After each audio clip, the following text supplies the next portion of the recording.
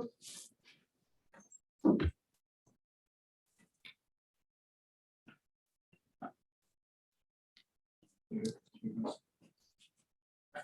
didn't get even a chance to ask, so I'll ask her for this evening.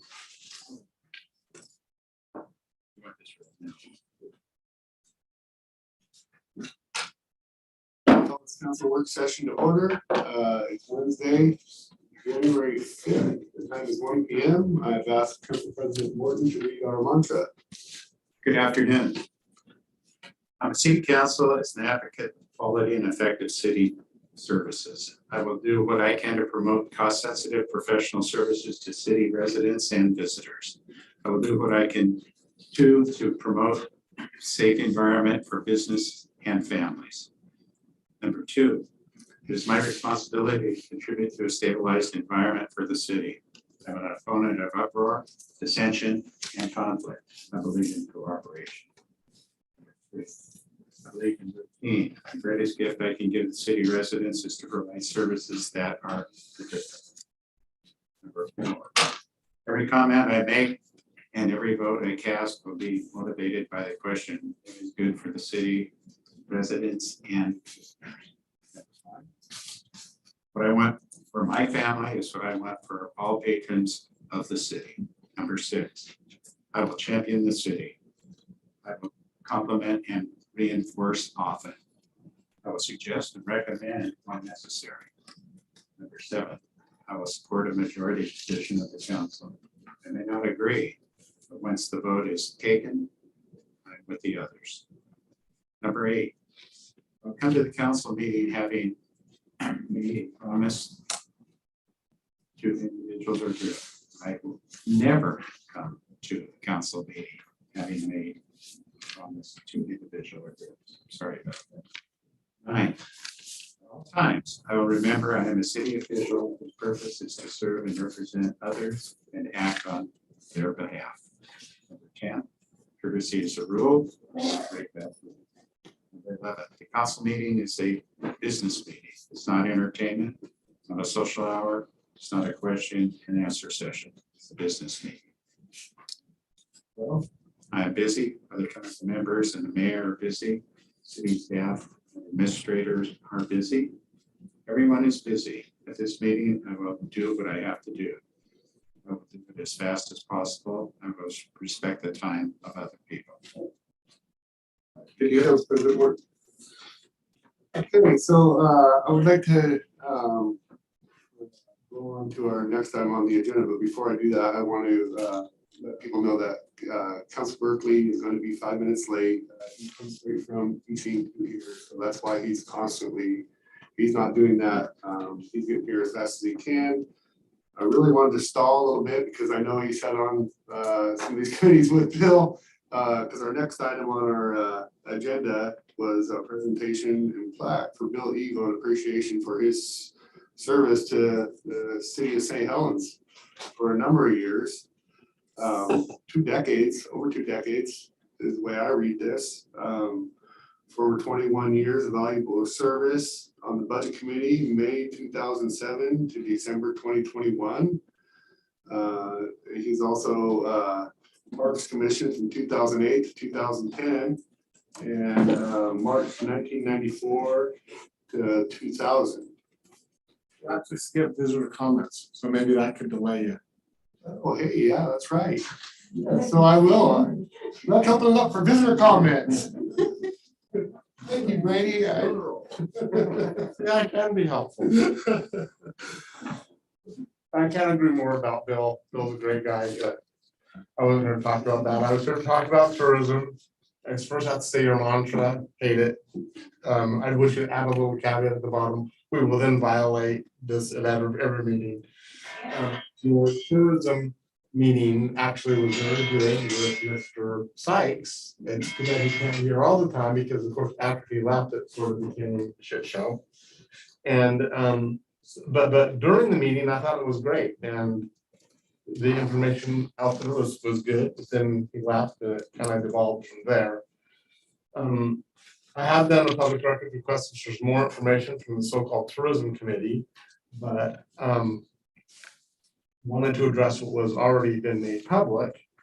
And clearly the person who wrote this tourism executive summary may not know that they're actually in St. Helens or have a clue about what tourism is going on. Because I can tell you from my experience with the tourism, most of this stuff is already done. I mean, the first item that you have about $27,000 to repay the tourism fund. We now know from Tina that tourism had netted a revenue of over $1 million.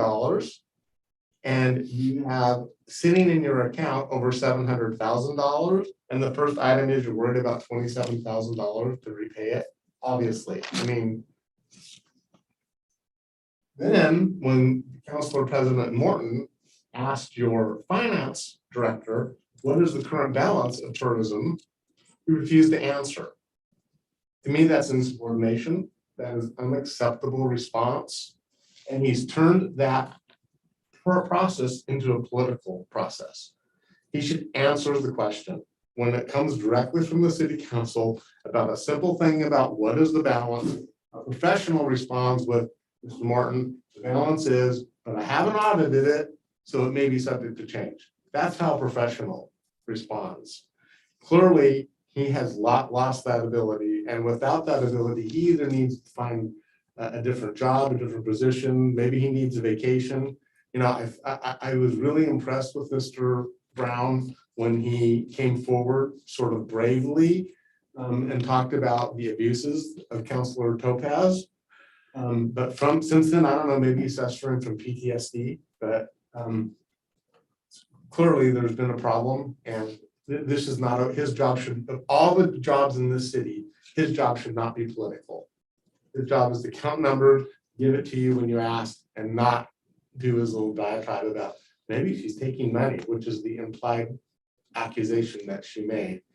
Again, it's over $700,000 in that account. That's how much profit. She takes a measly little $70,000 of tax and makes 10 times your money. Tell me what other department does that. The only thing that we should be talking about with tourism is where do we build the statue of Tina? I mean, it is ridiculous that you are having this. She's now here without a contract. If I was her, I would walk out the door and say, screw this business. I don't need this crap from this council. Why am I going to waste my talents here when you can't even decide, oh, what, I made $700,000? I don't know if that's good enough. Seriously? I mean, it amazes me that you have concerns that, oh, are we making enough money? Yeah, I think she's proven her worth time and time and time and time again. And for you to continue to abuse her time and time and time again is ridiculous. I mean, it is absolutely ridiculous. I'd like to know what other departments in your city are having that much scrutiny. I'd like to know about the rec department and all the money that you spent there when you sat there and said, we're not going to spend any money. I will be doing a public records request on that information, but that spends money, that wastes money, Tina generates it. And then some of these other things that are on this thing about oh, where signage, have a little sticker, she does that. Have an information booth. If you were here for a day, you would know there's an information booth. If you were here and you saw the staff, you would know they all wear an apron that says Halloween Town staff, every single person. You would know that she tells people what to wear, that she directs where they're going to go. She tells them how to talk to people. You would know that information if you spent any time in this town dealing with her or any of the volunteers and staff that she has. And then they go on and say things like, oh, we need passwords to her website. This is not the only event that she does. She does other events. And then for her to give you those passwords to all those things is crazy. That is part of her craft service and her trade service. You don't get that information. Other comments?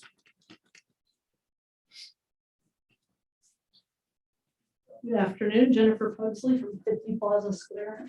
I was coming. Hello. Thank you. Anyway, I was coming to the meeting also to talk about the tourism meeting that Michael Sykes moderated, and it was a great meeting, I agree.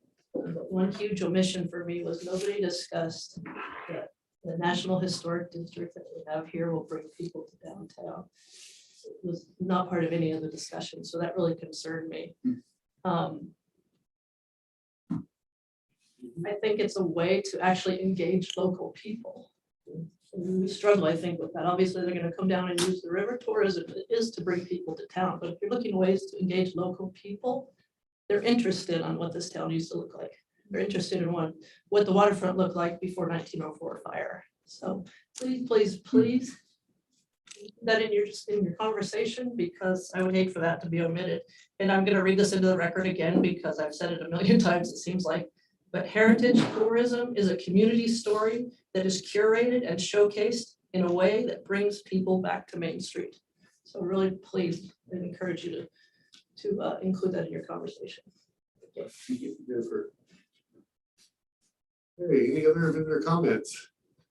Okay, see, that did give me the time I needed to bring up the next item on our agenda. I'll start all over again, but which is to present Bill E. for his appreciation of services to the city of St. Helens. I read this as a couple decades of service, 21 years to be exact. Budget committee from May 2007 to December 2021. And Parks Commission from March 2008 to 2010.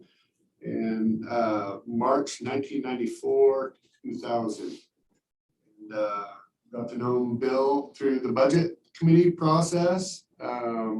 I've seen him around to the Kiwanis too and other various organizations, but I really got to know him in the budget committee meeting and his insight into the budget and asking them questions on funding, a little bit that we scratch over in those budget committee meetings. That is allotted year to year or taken away, depending on the year cycle. I know he sat through them both, and his insights very welcome and wanted and needed. And they think he chaired quite a few times too, at least once that I know of.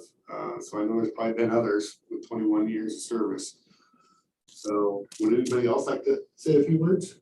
Thank you. Well said, well spoken, Mayor. And you talked specifically about his city involvement. I want to say a few things that how your involvement in the city extends through the entire community. Bill has served on the Soils Commission as a actually.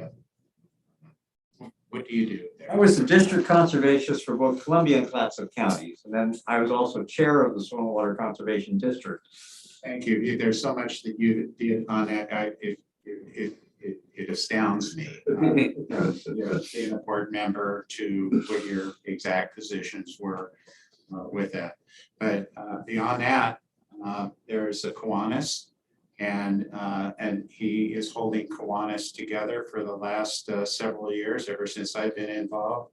It's been his leadership that has helped Kiwanis move along, and that helps our community members, from high school kids and from all the way, the whole spectrum of people in our community. So your involvement in the city expands in those two arenas that I wanted to mention. But beyond that, he's got a wonderful advocate sitting next to him, and that's his wife, who makes all of this possible and makes this happen. So Claudia, I hope you appreciate this award, and you're part of this award. Your name isn't on it, but you're a big part of it. So thank you for allowing me to say that. Very well said. Go ahead, Councilor Berkeley. Well, in addition to having great choice in headwear. Yes. I think my relationship with Bill actually goes back first with Claudia, Vacation Bible Schools at First Lutheran Church years ago, when a number of the local congregations combined to do that. And Claudia was very much involved in that. And then secondarily came to know Bill. So I certainly second what you have to say, that without Claudia and all of her service, there's no Bill and all of the service that he has provided. I've had the pleasure of serving with Bill on the budget committee, and was glad that he was willing to do it again, and who knows? Maybe next vacancy might do, but I just want to appreciate that you have always, yes. I remember I stuck you with the job of chair. Yes, you did after time. So, well, maybe I should take back everything. But no, so I appreciate that. I looked to you with your experience as sort of a mentor and role model. And so small recognition, but well deserved. Now, can I say a couple of things? Sure, absolutely. Come on up. You know, Hey, could you take off your mask for us? I love democracy. I really do. And I love people having differences of opinion. And I think we grow and we become stronger because different people do see things differently. But it's interesting, when I was on the park commission, I was quite critical of the city. Then I got on the budget committee and I saw an entirely different picture of things. And I learned to develop a very deep appreciation of the job of the city council, of the job of city administrator, definitely of our finance director, city recorder. And it helped develop a deep appreciation and actually a love for what you do. And certainly a great deal of respect for the job that you have, because it's not an easy job. It's an ominous job.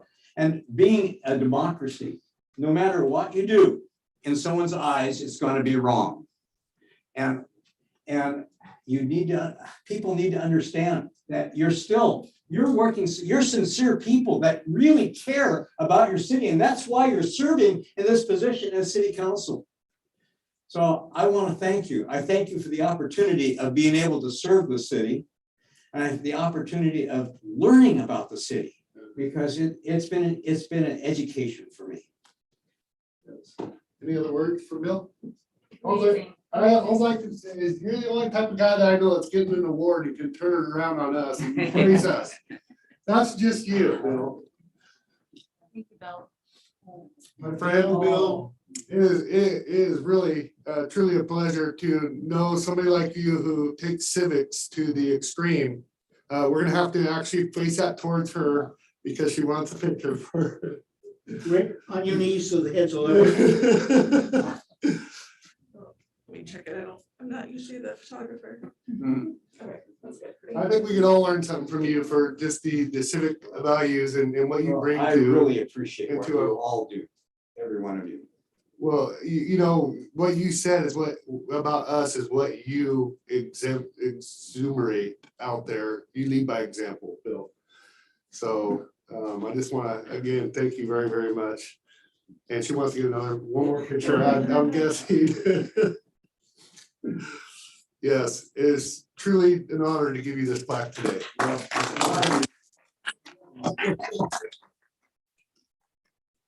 Well, I know that we getting it presented, he'll turn it on to us and praise us. Thank you, Bill. It's your personality, that's who you are, so. All right. That's the fun stuff. That's the really good stuff there, so. All right, our next item on our agenda, because Michael DeRoya is out on maybe sick today, we're gonna skip that one off our agenda. We're gonna go to tourism year-ending report. Hurry. Should note that Felix is on the line. Okay.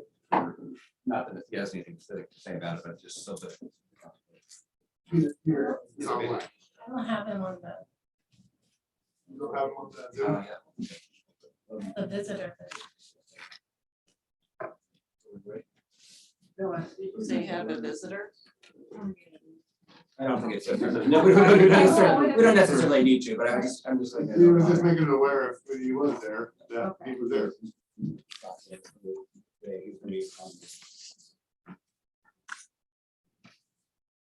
So, all right, do you want to start, John? Sorry, yeah. just to introduce a year-end report. Sure, we didn't rehearse this, but I think that tourism is a place where certainly we should be celebrating the success of the team and the visitors that it's drawn and focusing on how to make it better, how to stabilize it, how to get the information that the city council needs in the future. Really, the reason we're at a place that it feels like there's a lack of trust out here, and there's the saying about trust and verify is especially in this situation. John, can I just interrupt for a sec, just to let people know that you acquired this role from the council over tourism, and that's why John is speaking today. Doug, well, you remember exactly here, I know John does know that the council made that decision because tourism was having issues in various different other organizations. And with the tax and the city council decision of the city administrator oversee tourism. It was the year before you came up with it. 2015. It was all over the place. It was there was a committee, and then it was Director. Chamber. and then the chamber. Yes. So I just want to give a recap of why John Walsh is speaking on behalf of different people. Yeah, no, I mean, I think that's critical that people know. Back in 2012, the council designated me to put on the Christmas thing in the plaza. So Margaret at the time and I organized a small event out here, and I actually saw quite a few people and had music in the plaza. And each year successive to doing that, but they would grow. There'd be more barrels and twice as many people and twice as many people and twice as many people, and it's really, and as we came into Halloween and Halloween Town and kind of from the same place where it was very small, it's now has a global international kind of sensation about it, and it's in the fabric of Columbia County. I mean, it's something to be proud of. We own the reputation of being one of the top destinations in the world for Halloween, and that's an amazing. You can't buy that. I mean, that's something you really have to work hard to develop that. So from that point forward, we've just been developing tourism as we could afford it, really, because we knew that we had to raise 100% of every dime that we spent. And we needed to just dump money back in the beginning. E2C loaned the city some props and things that we had with our event company so that we could make it all work. And then over time, we have acquired a large inventory of things that are needed in just general event management. And I gave you the inventory list this last week. Hopefully you all received that. I hope so. Otherwise, I don't know what's going on with the IT anymore. But you have a list that is current as of like November. Since November, we actually spent another probably $50,000 on procuring things that we know we would need for 2022. So the second page that you have there shows what I'm guessing is in the tourism account, somewhere around 800,000, which also includes the 50,000 that we've spent for 2022. And to expedite payments from September through to December, we agreed that we were going to use ticket revenues to direct pay. So, yeah, so we went ahead and did that. And it actually worked really well. And it's in my opinion, I'm super fine with doing an audit. It's going to be really easy for the auditor because they're just going to have to stare and compare between the receipt and the line on an Excel form under the right category and total it. And you will see that 100% of all of those expenses, which equates to around $330-some thousand is what we spent between September and the end of December to make the event go. So rather than have 20 transactions going back and forth with with finance, we were able to just do one transaction. So we just dumped the checks that at the end of all the money that was left over after we paid the bills from our ticket sales. And we knew we had to do some drastic, interesting, programs to increase our ticket revenue.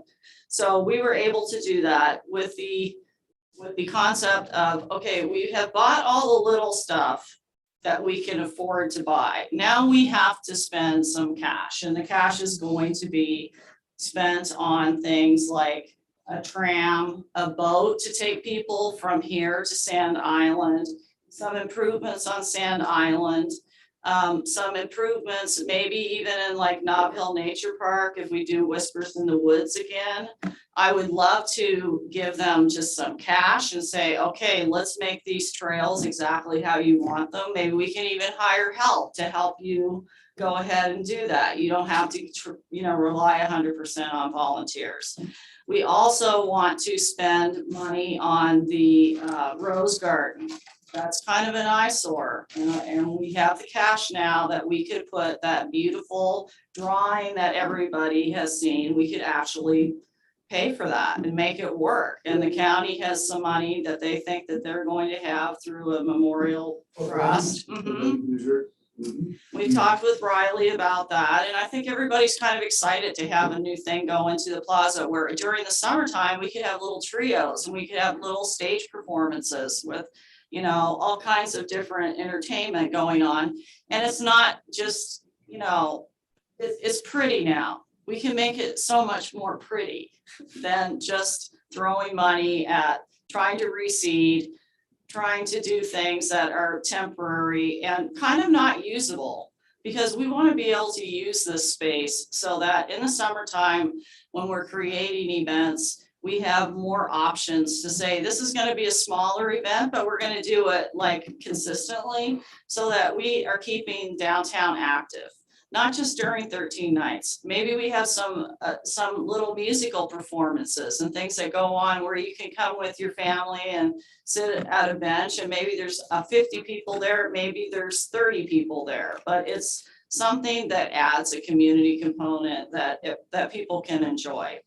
And then when it comes to buying a boat for Sand Island, which is super underdeveloped right now. I just see Sand Island as this huge potential for all kinds of things. And I know Brad is anxious to, develop that and keep that going and make it really great for people that are not only coming from out of town, but for local people too.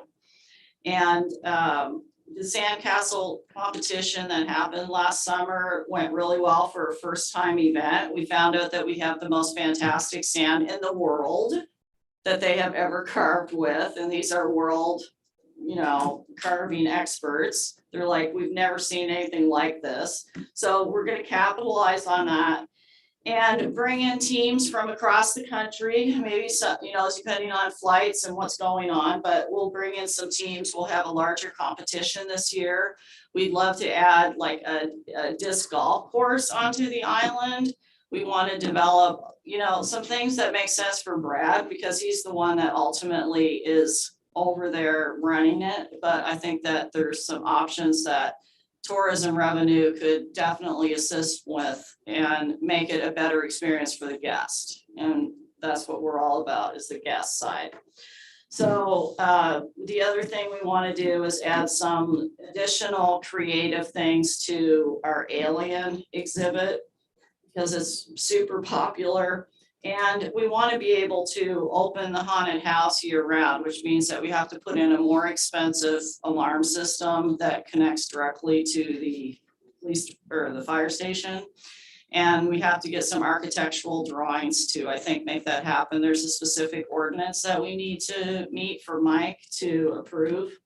So there's, no end to the list of what we can do to improve our guest experience and keep improving the events And also getting other people involved in town that maybe don't want to take over the risk of owning an event, but maybe they would want to take over a piece of something that's going on so that we can get a number of other people involved besides just myself to make this stuff happen, have a little enterprise, almost like a pop-up event, but you're really in charge of it. And we're gonna like assist you, we can help you, but you would have the opportunity to like develop something of your, if that isn't your inclination.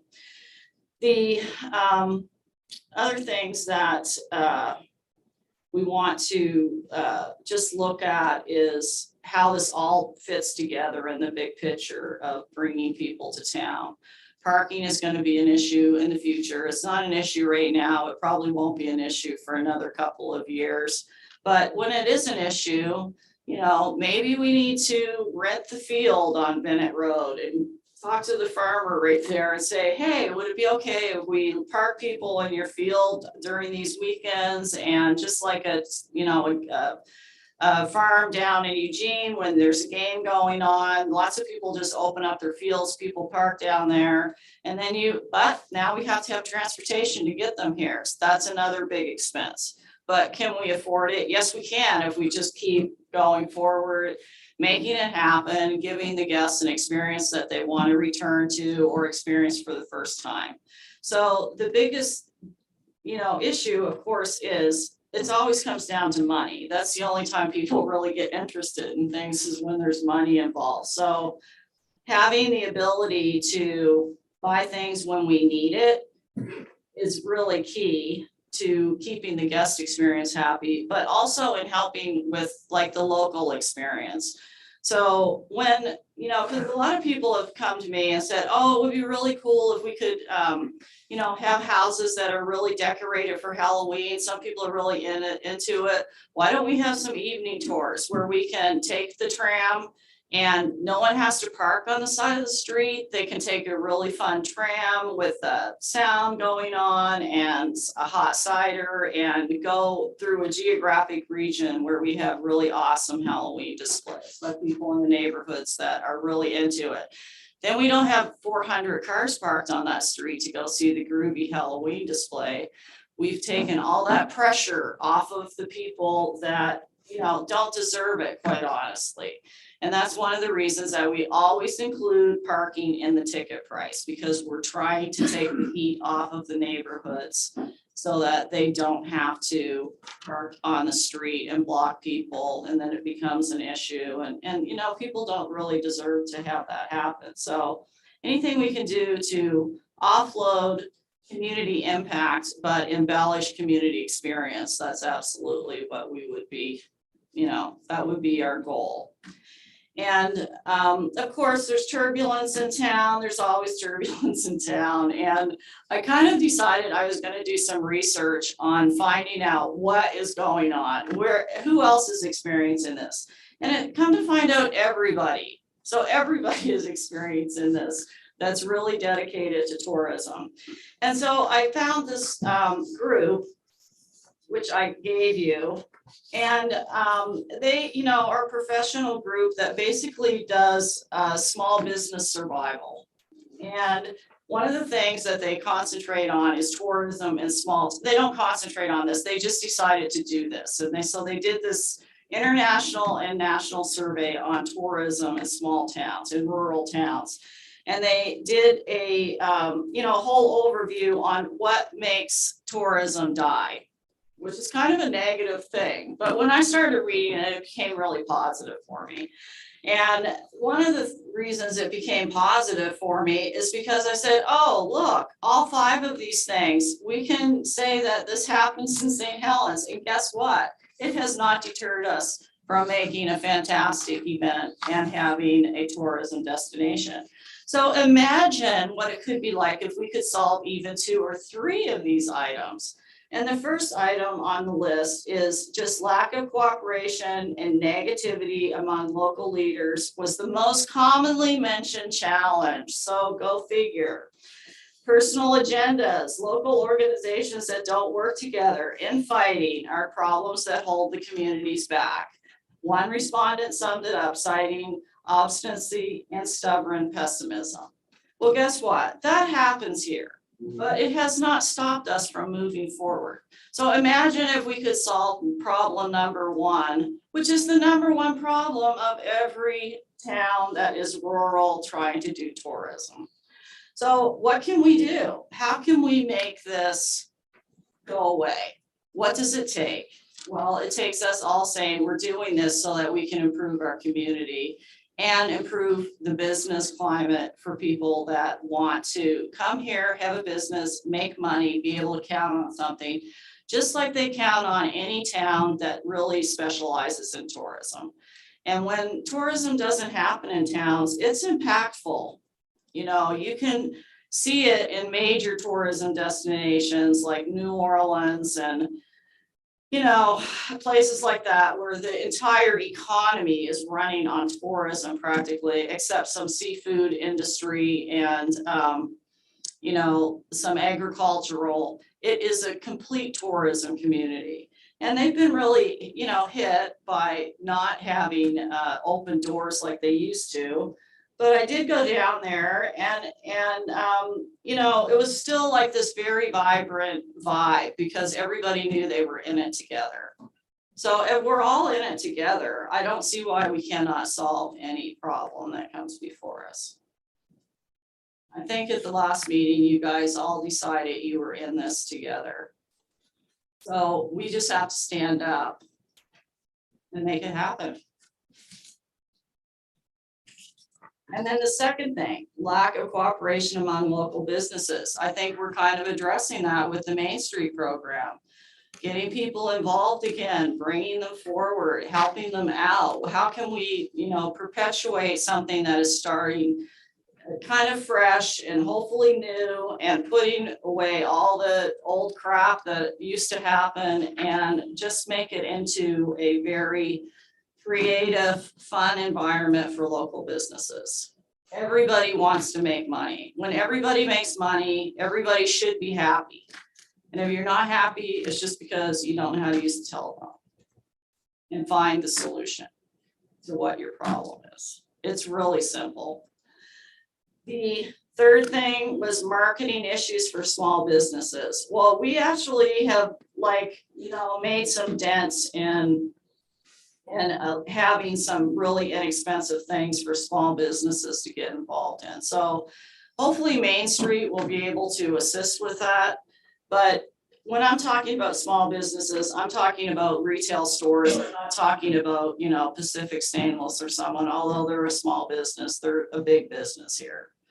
So how can we assist this? I think the Main Street Alliance is the way to go. We just have to really support that and see if we can't get more people involved, more businesses involved, and have a really strong merchant group within it. And I know they have all the prongs that they need to, address. Historical Society too. Yeah, absolutely. This building used to be talking about. Exactly. I definitely heard you. Yeah. And then the fourth was finding and keeping volunteers. Go figure. We have that problem too.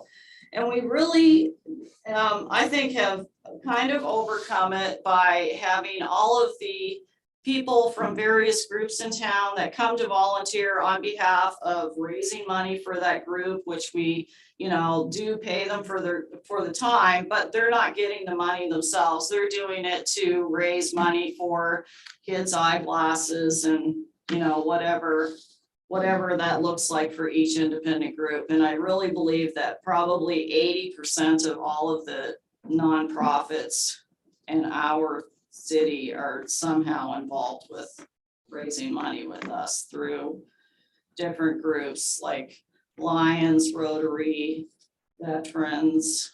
I mean, at various times of the year, Kiwanis, anybody that kind of wants to get involved gets involved and they raise money that way. But volunteers are always going to be super important.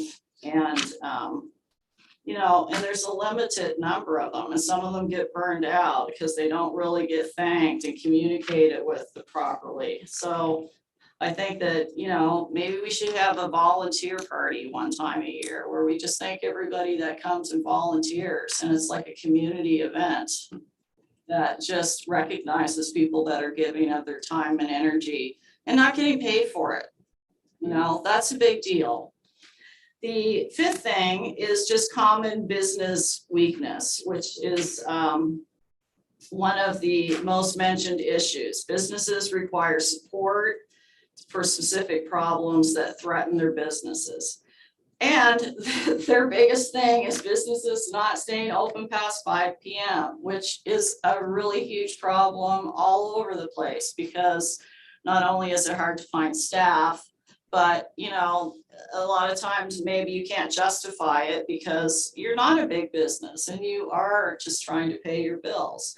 But those were some specific concerns and challenges. And when I looked at all 5 of those, I'm like, oh, St. Helens has all 5 of those. But which ones can we solve by saying we're going to move forward and do whatever we need to do to support the people that are impacted by this?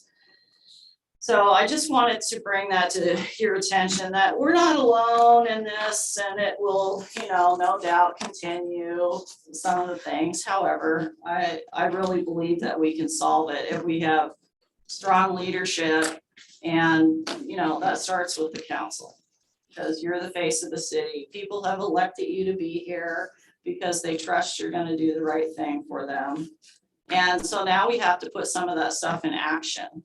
And the Main Street Alliance is great. That's one of the things. But what else can we do to incrementally increase people's cash flow? That's how I always look at it. I'm like, oh, mess with people's cash flow, they're not going to be too happy with you. So we have to think of ways to help increase their cash flow without burdening citizens in regular neighborhoods that aren't involved in a personal private enterprise.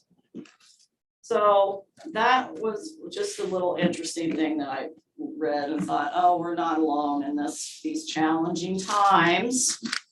But with that said, I think I don't really have anything to add except for, questions. And hopefully everybody out there, when they have a question, they don't know the answer, they just give them my phone number, give them my personal phone number, give them my personal email address, and we will help them. But what does not help them is giving them wrong information or making an assumption. And you don't make the right assumption, but you're trying to be helpful. That is a big problem. So part of it is just having the ability to delegate. That's not my job, that's that person's job. Give them a call, they'll help you out. And I know Doug ran into that like crazy when he was out campaigning. He's like, Tina, what is going on? All these people have all these tourism questions. What do you want me to tell them? I'm like, just give them my business card. He goes, oh, okay, I'll do that. Because it's like too much information. You have to have a novel to know all of the stuff that we're doing, why we're doing it, who's involved, which groups are involved, what time it happens, when it happens, etc. And one of the other things that I want to mention in the committee report, which is like kind of crazy, but is that working with the various departments in the city. Well, the various departments in the city all sign off on the permit. They all sign off on the permit, and the permits go out to them with what street closures, who's involved, what's to be expected from each department if it's a specific, agenda or ask. And it's not a week before, it's months. It's months before. So part of it is just inner communication between various departments. Like I know that for instance, one permit just got lost. We don't know where it went. But it was like we kept waiting for the permit to come back, and we were like, I haven't seen that permit. Well, okay, it got lost. Okay, these things happen, but that was a singular occasion, not a multi repeating occasion. So, there's just some things that we can improve on ourselves, like for my company, we can improve on some things, like I've already ordered so much signage, stations for next year that, people when they come in will be walking signs. They'll have so much information and things like that, but that's a small solution. A small problem, a big solution, just ordering stuff. Having the money to order the stuff is like just so awesome. Yeah. Hey, Tina, does anybody have any questions for Tina? I have a comment. Couple of things that you mentioned. One was how you would spend tourism money in to make positive kinds of areas in our area in the city. One of the things that I have a concern about, and it came from kind of spearheading the Veterans Plaza at McCormick Park. And with that, the problems were that during Veterans Day, during our celebration, that people were there, and that's in November.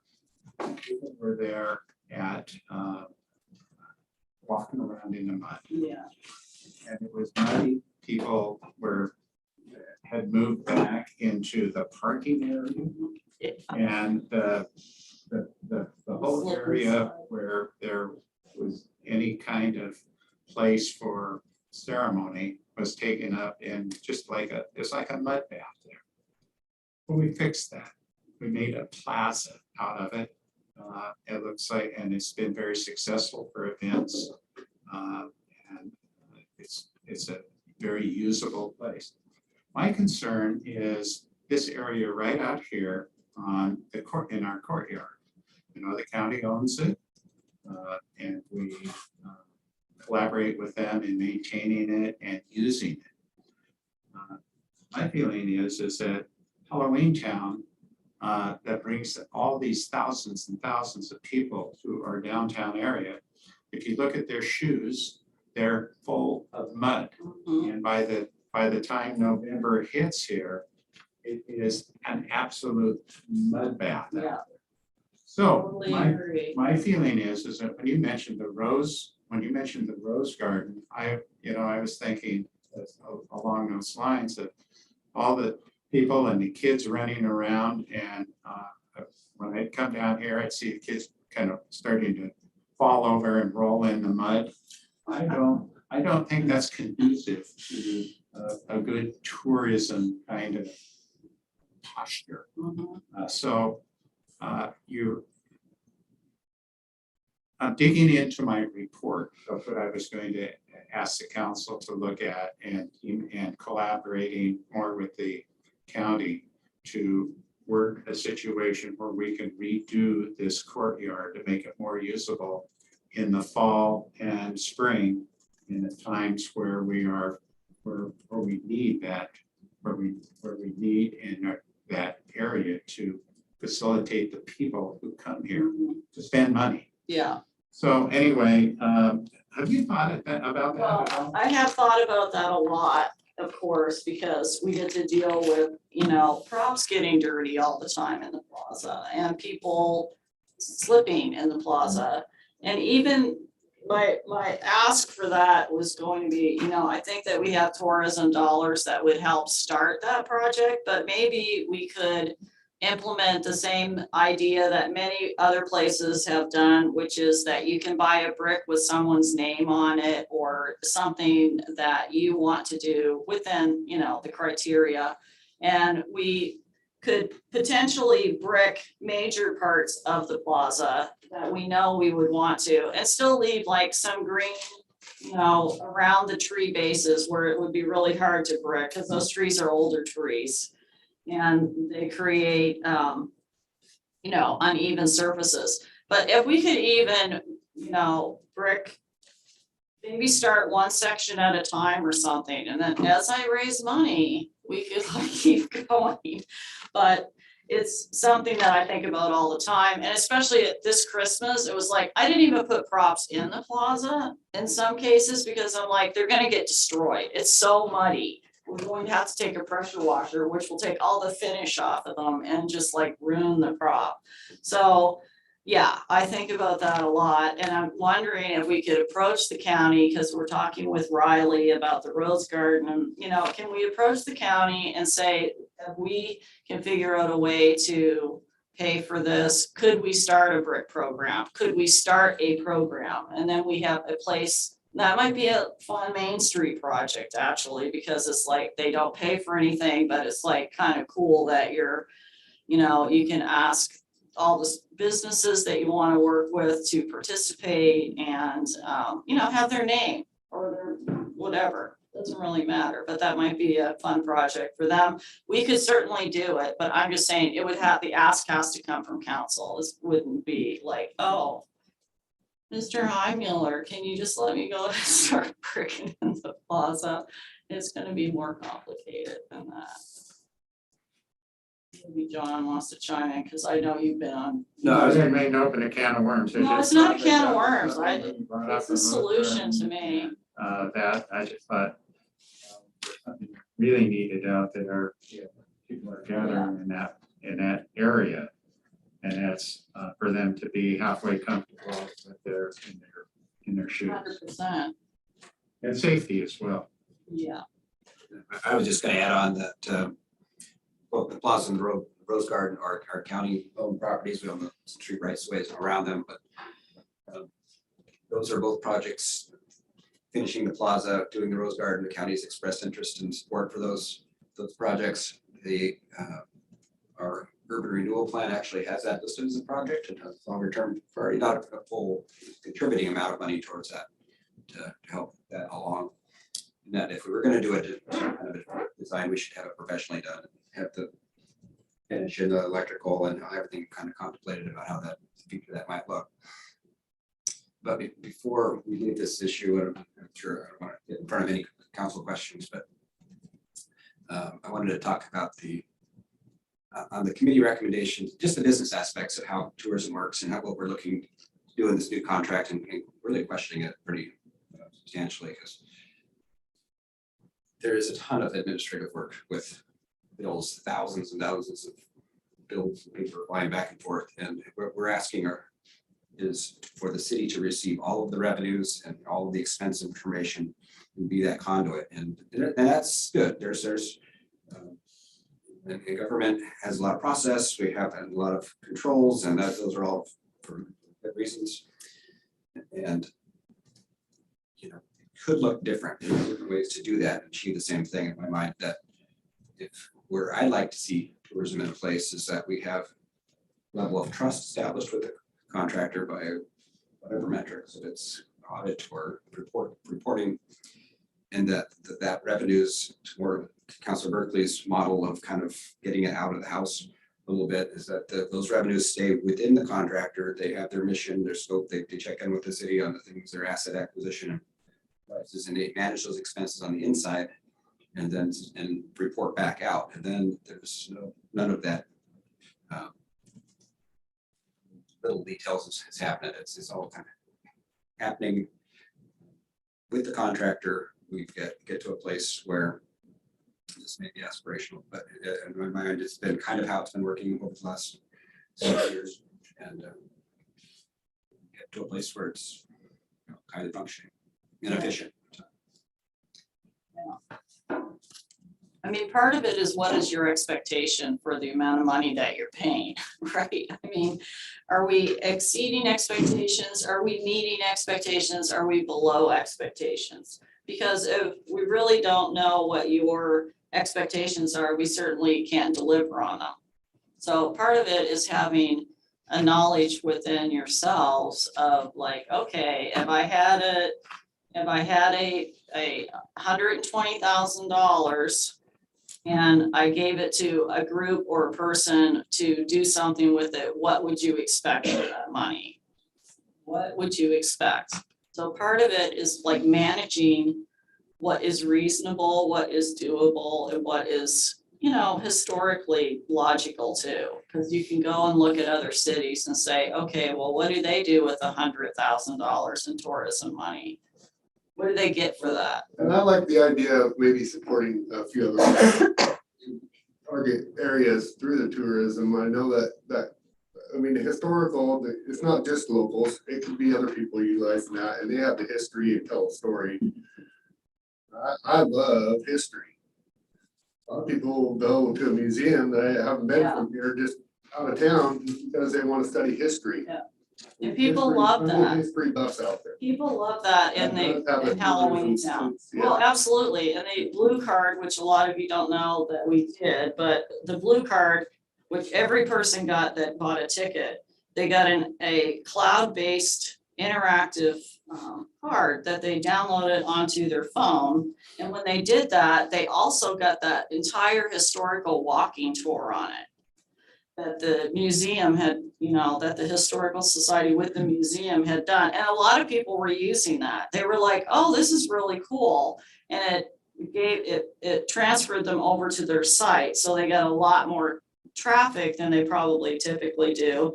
But there's no reason why we can't even make that bigger. Or what else could we add to that? Because the app, it's not an app, it's actually like a cloud-based interactive. You can change it instantly as if you have it on your phone. Most of the time you pay $10 for that card if you go to a museum, and it walks you through the museum and you're listening on your headsets. Well, we actually enabled that for Halloween Town, and we included all of the museum or the historical society's information that we could, but there's no reason why it has to stop there. What if we did tours like that during the summer and you ride on the little tram and you're listening to the headset and it's taking you by buildings and it's giving you, you know, the historical information and some fun facts and some interesting facts, and you know, the pictures are right there on your phone. So it's like very interactive. It was like kind of expensive, but it was worth the buy in my mind, and it's something that will continue. But that application with being interactive in the cloud lends itself to being super spontaneous. So we could add things into that, which would be so awesome for any group that says, hey, I want to do a wildflower tour. Oh, boom. Well, here, you just have to have this little card. And you've already loaded all of the plant identifiers on it, and the path that you're going to take and how you get there. What time? I mean, it's so interactive. And it's instant. Like the minute I emailed the information to them, it's up within like 20 hours. Yeah. It's amazing. I wanted to make just an example of tram, I mean, and how the difference between the city administering all the income and expenses versus managed internal. When the money is turned over to the city, when revenues hit the city, then that money is public funds. And those public funds are subject to public processes and procurement processes and public hearings and all the budgeting requirements. So if we want to buy this tram we're talking about for $70,000, we're required to have a public hearing, 7 days advance notice, and just go through that process to make a decision. Sorry. Your cough drop. I know, it's like making this awful noise. If the decision is like, here's our asset plan to acquire things. Thank Lisa. And you know, with the check-in, I want to do this, the council says, doesn't find the contractor, it's just an expense to the contractor, just get that much less revenue and we own the asset. It's so much more efficient. Were you aware of that process, Tina? Well, no, because in the past, I've just been buying as I have raised money, knowing what I needed. Okay. So like, And I've been saying, this is a really big asset purchase. I think the council needs stepping in. Okay. Again, I'm uncomfortable with this. And so please put the revenue to the city so you guys can make this decision, because I'm. pretend I made 70,000 less and a tram magically appears. That's exactly it. It's not like we're buying the old. Oh, I didn't, First real big purchase like that, which is. And we've never why been able to we're afford it doing either. right? yeah, well, that's the thing, yeah. Councilor Berkeley. Yeah, I appreciate that, because the note I had been making, if we're talking about this money and it's public money, that somehow our usual processes that we follow for purchases and all. As, I mean, if we do end up changing the model where it doesn't come to the city, but so long as it does, as it crosses that threshold and it's public money, then we do need to make sure that we are following our procedures. And so again, if that's helping to make sure Tina's aware of that, that we're aware that we follow that, I think that is what's our citizens expect of us, that once that money's public, then we are accountable and following the processes that we need to do. And that also, whatever that amount of money is coming in as we are looking at the budget for the 2023 year, that all of this should be, all this money should be part of that that Matt Brown and putting the work together when staff is being asked for its ideas of how money, that it just needs to be part of that regular process. See, So I think is. Well, so in response to that, I would say, well, I should have just went ahead and bought the tram on my credit card. And then it would just be an asset that's coming through tourism. So we don't have to go through this entire worked out. process. It can, and it has been working that way. That is how we've been doing it. But then is that money that, It's still, but now we have $700,000 that has come into the city coffers. And we want to spend 70,000 on a tram, so maybe we could have done it that way. yeah, I'm But just the fact saying. is now, that's public Yeah. money, we need to do it. Yeah, for sure. Okay. Yeah, we're just looking at them. And that is, so this is what I have said, when I talk about this is what I want to simply, if we look at renewal of the contract, that it's this 1-year contract. As we continue a discussion that we're having now about what the future, should be. And so I think what we have to deal with what is now. I think another thing too, that would also include with the budget committee process is Tina talks about all kinds of great possibilities. I agree with all of that. The community needs to be needing to evolve. And I think one of the shortfalls our city has is staffing. John, as city administrator, also wears the hat of community development coordinator or that's not practical. I think we need to be looking at a position. It could be community development coordinator and take that load off of John to look at all these other projects and to focus on community development, which would not only involve events and tourism, but coordinating with Main Street, with the chamber, with all these. And I'm just hoping too, I think, again, I'm looking forward. I think there are some suggestions in the contract for formalized meetings prior to events. I think maybe part of what we can do is just how do we ensure that this vision goes forward so that IBTC is working with Main Street, is working with everybody, so that we really, everybody does feel so I like that. That's a great vision. Let's make sure that we are following through with that. One thing, question I do have, and part of the current contract talks about having master event logistical plans and timelines. And I realize that the city hasn't necessarily overseen the contract perhaps in a way that I think would have provided, had it done so, might have provided some of the conflict we're going now, but recognizing again, things were going along one way. Staffing was an issue. But it concerns me.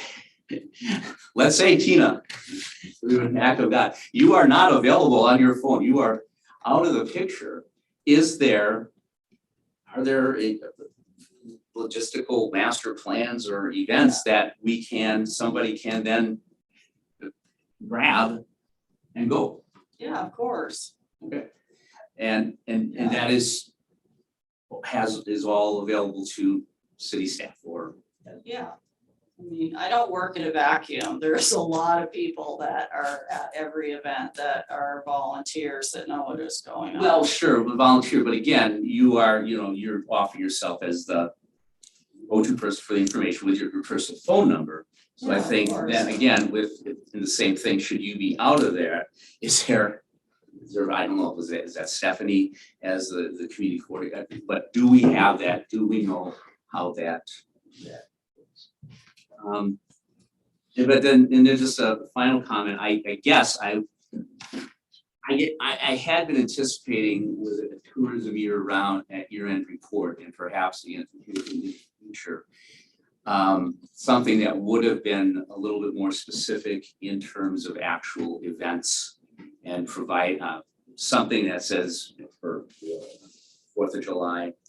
Can't really do that until we get a contract going. Well, Then it's just a guess, right?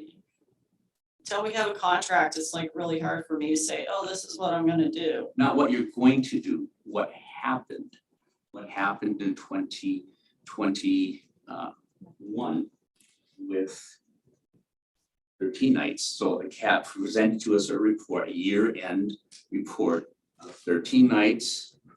This was the participation, this kind of those numbers. 4th of July, something indicating those kinds of report. This many vendors. So again, maybe this has not been expected, it has not been practiced, but I guess when I'm thinking of a report, that's the kind of information I would find that helpful. And where have you been asleep? I mean, my gosh, Tina has been here and reported on these events over and over and over again. Maybe not on the revenues that have come in and that kind of thing, but what has happened, what is the success, those kinds of things. I don't know what you're asking, Patrick. I'm asking for a written. That's a powerful. So that's a written summary report. Sure. I don't understand how It's this not a big is- deal. is a I big can do deal. it. I don't understand. It's not that big a deal. It is, how? I'll do it, don't worry. I think it may be just a little bit difficult, but I think overall you can do a summary of, how 13 nights went and stuff. Yeah. I guess, So I think you're both right, is what I'm hearing you though, because Doug. But I thought we were discussing the committee questions too. That's not the. that's not what it is. And by the way, I'm listening, Sorry. as mayor, I'm listening and I hear both of you guys have valid points and I think you're both equally, it does report, Patrick's asking for a little more in-depth summary of a year-end report. That's something that we can hand to people and say, this is what, Yeah, something we can hand to people. Say, this is what, Yeah. this is tourism. I kind of was doing that and then I got kind of sidetracked. This is with tourism lost in a me. nutshell. Can I jump in here? I agree with Patrick and disagree with you. The one thing we don't have, and you use the magic word, we do not have a master plan. Yeah. We did not tell Tina what we expect and how Tina's tourism business fits into how the city is going forward. Whatever she does can be terrible or absolutely wrong according to the plan. We don't have a plan. We can, with our contract, which is so flippy floppy, we can say, Tina, you can spend up to $200,000. You just have to tell us. You spend $201,000, it's got to go to the council. We don't have that type of detail in our contracts. And so we get all this fog. The fact that we want other businesses, we want Main Street, we want this and that. If we have a master plan, we can see where these pieces fit in, and we don't have it. Councilor Topaz, that was our purpose of our SWAT meeting and. Well, can I finish saying before you jump in and get over the Because compromise? you're undermining, we've already got this in I'm motion. trying to undermine you. No, I'm just trying to say that. Well, we you're already have- stopping me. I'm trying to say, okay, get to the point. Okay, the point is, a lot of these things are correct and wrong depending how you look at it. We have a contract that, according to our lawyers, isn't particularly a good business contract. It was also started when we didn't expect how big it was going to go. So we've got things that are going good and bad with the same breath. And we really have to kind of say, right now, 0 time, this is what's gotta happen. And lay it out accurately. And we can then accurately ask Tina for a report. Did she do what she was expected to do? She can say anything now and it kind of fits, and a bunch of the things should be said. But we've gotten so confused in such a long time. We have Tina saying, well, I've got to have things going to Nob Hill. Well, what does the contract say that she can tell city's park system to do? You can put that in the contract. She wants to do something with the county. Good. What does it say? We don't have it. We need it. We're talking about what we need, but what we didn't put it is on paper, and we're arguing this. Yeah, so again, this one, you got it next, I promise you. This council, not Councilor Topaz, in this comment, this council is already moving forward in ironing out the details to our slot, to our attorney Peter Hicks. This will all be part of our new contract with E2C. Thank you, Councilor Topaz. We've already discussed this and we're moving forward, and we are having further discussions amongst this council and our team of professional legal advice, because I would. See, I all of a sudden know nothing. No. I wanted to know where our master plan is. Do we have the master plan? Councilor Topaz, Councilor Topaz, E2C can apply for permits just like any other nonprofit or any other citizen who wants to utilize one of our parks can.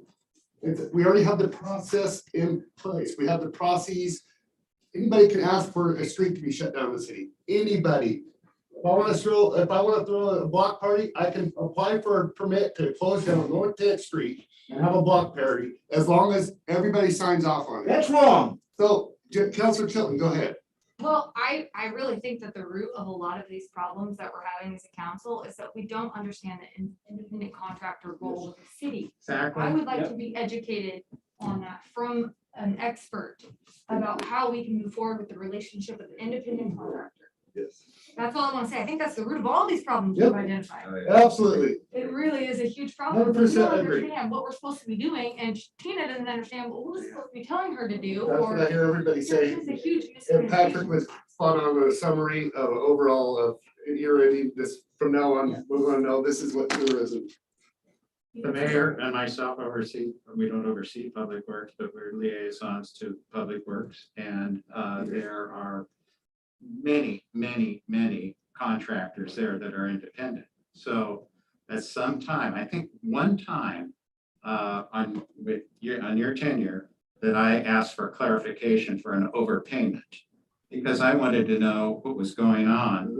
The mayor knew, but I didn't know, and it was a kind of an open thing. So that was the one time that I didn't understand what that overpayment was for, and I got clarification for it, and I acknowledged it, and it went ahead. I had no problem with it. But my thing is that for all the independent contractors we had, as far as public works goes and parks and all this kinds of things that we've been going through with our I&I, with our water or wastewater, it would be hard to mingle into each one of those and kind of like to get them in here and make certain that they do reports. We'd be here forever. Well, we don't have relationships with them like we do with Tina. We So that is it. I we think have that's our- Right, I understand. I'm gonna refer to our city attorney, who's actually on via Zoom and been listening in. So Peter, if you want to go ahead and unmute yourself. Yeah, hi, everybody. I wanted to make one point, and I think all the comments that are being made have a lot of value to them. But it is the very nature of the agreement that's going to dictate some of the responsibilities and the reporting that the city is looking for.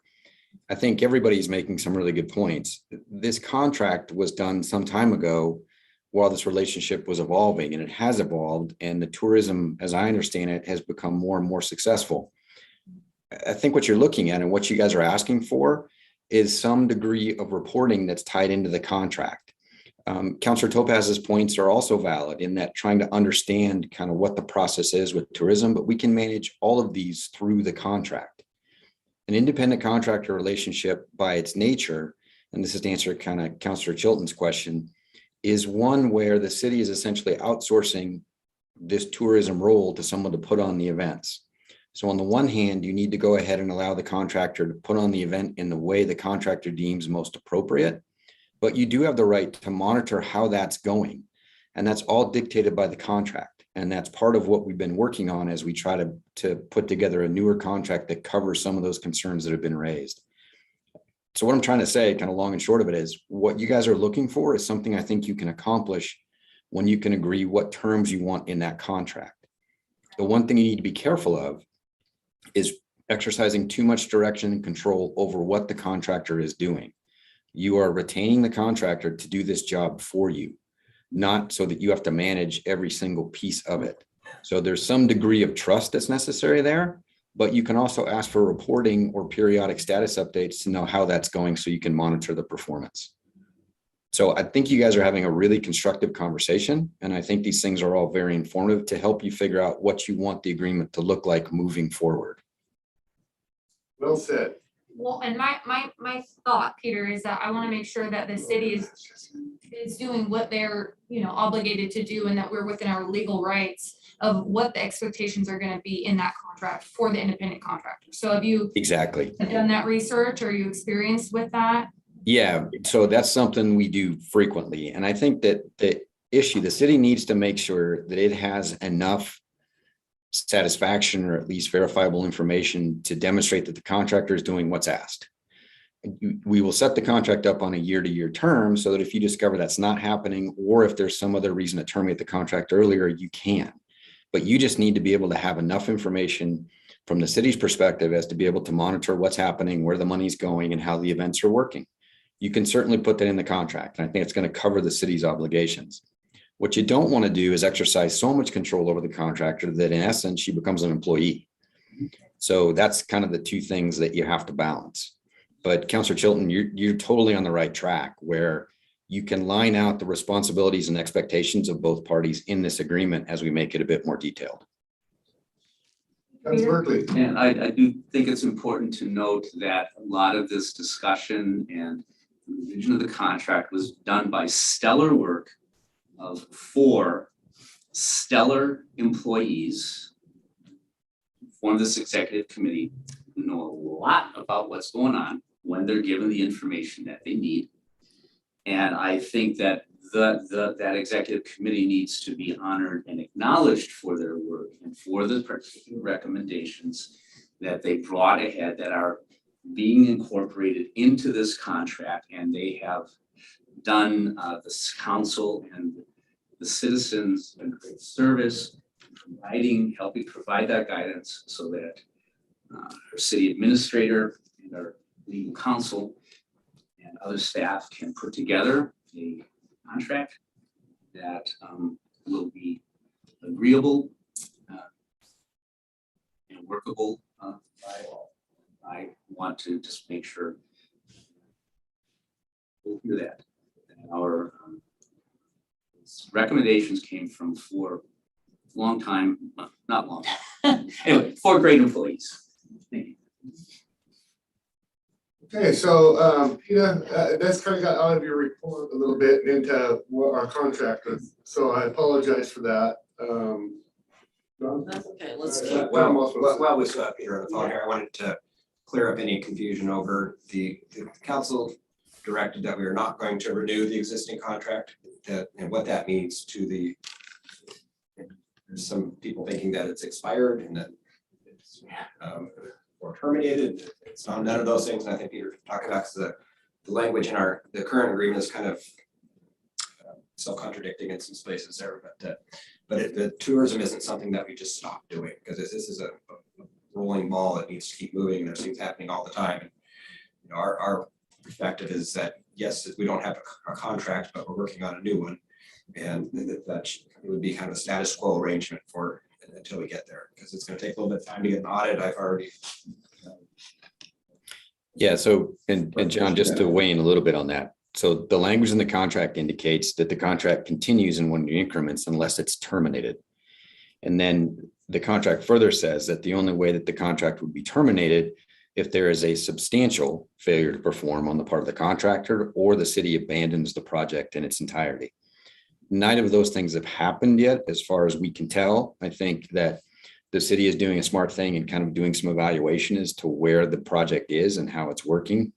But right now, it doesn't appear that you have a substantial failure to perform or that you're abandoning the project. So the existing agreement would essentially continue while you're working on a new agreement to replace it.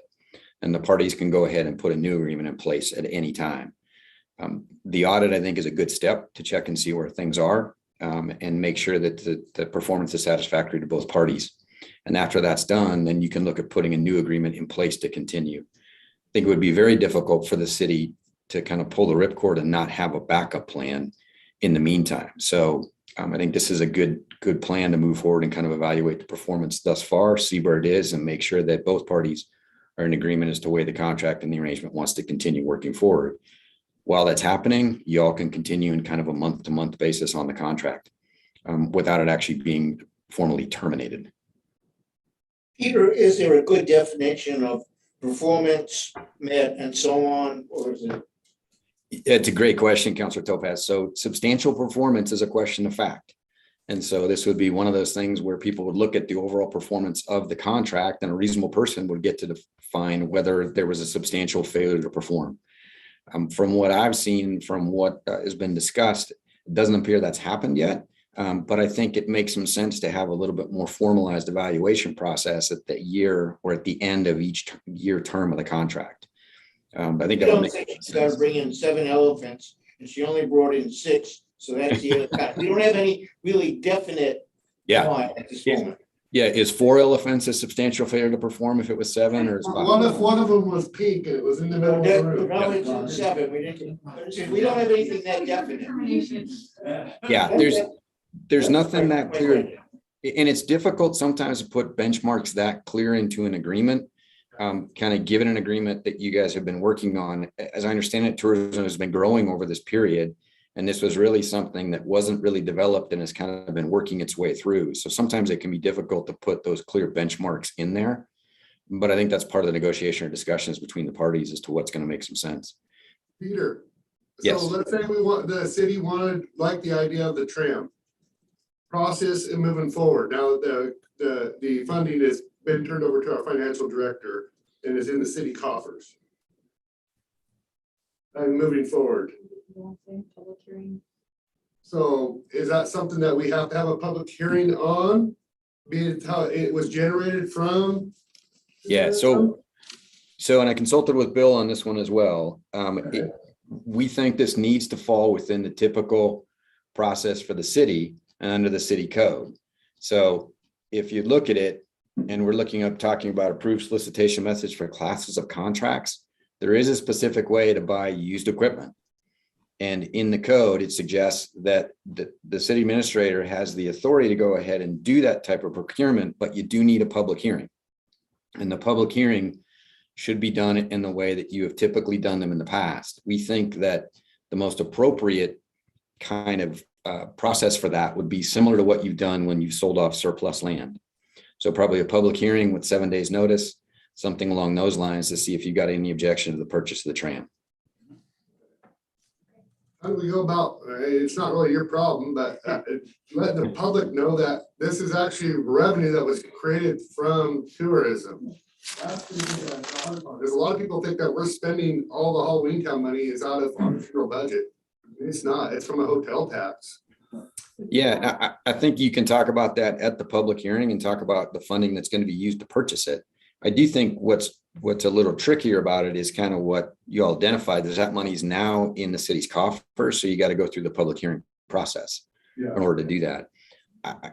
That seems like a little bit of an extreme purchase though for, your contractor to make from revenue without that first getting blessed and taken care of. But for this issue and for purchasing the tram, I think you got to go through the public hearing process. I just wanted to ask that question when I had you on lunch.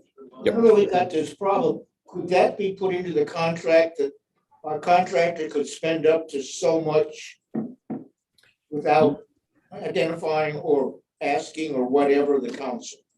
You can, we're gonna have to make sure we coordinate it with, the kind of the existing city codes and if there are any other stuff on it, but you can always put a limit in there Okay. that discusses what that's gonna look like. And frankly, you all can contract for almost anything you want in something like this and any type of limitations. So you can go ahead and put that in there as long as everybody understands it. Okay, but that's part of the contract, but however you get there, it can be part of the contract. It can be. Thank you. And Peter, we'll be working on this real in the near future with you, this council. Understood. Thank you. All right. Any other questions for Tina on her year-end report? Thank you. Now, council on staff to direct to hearing at next. I think it's a really, I looked at it, she sent us pictures of it, did everything that we asked. I don't know what everybody thought.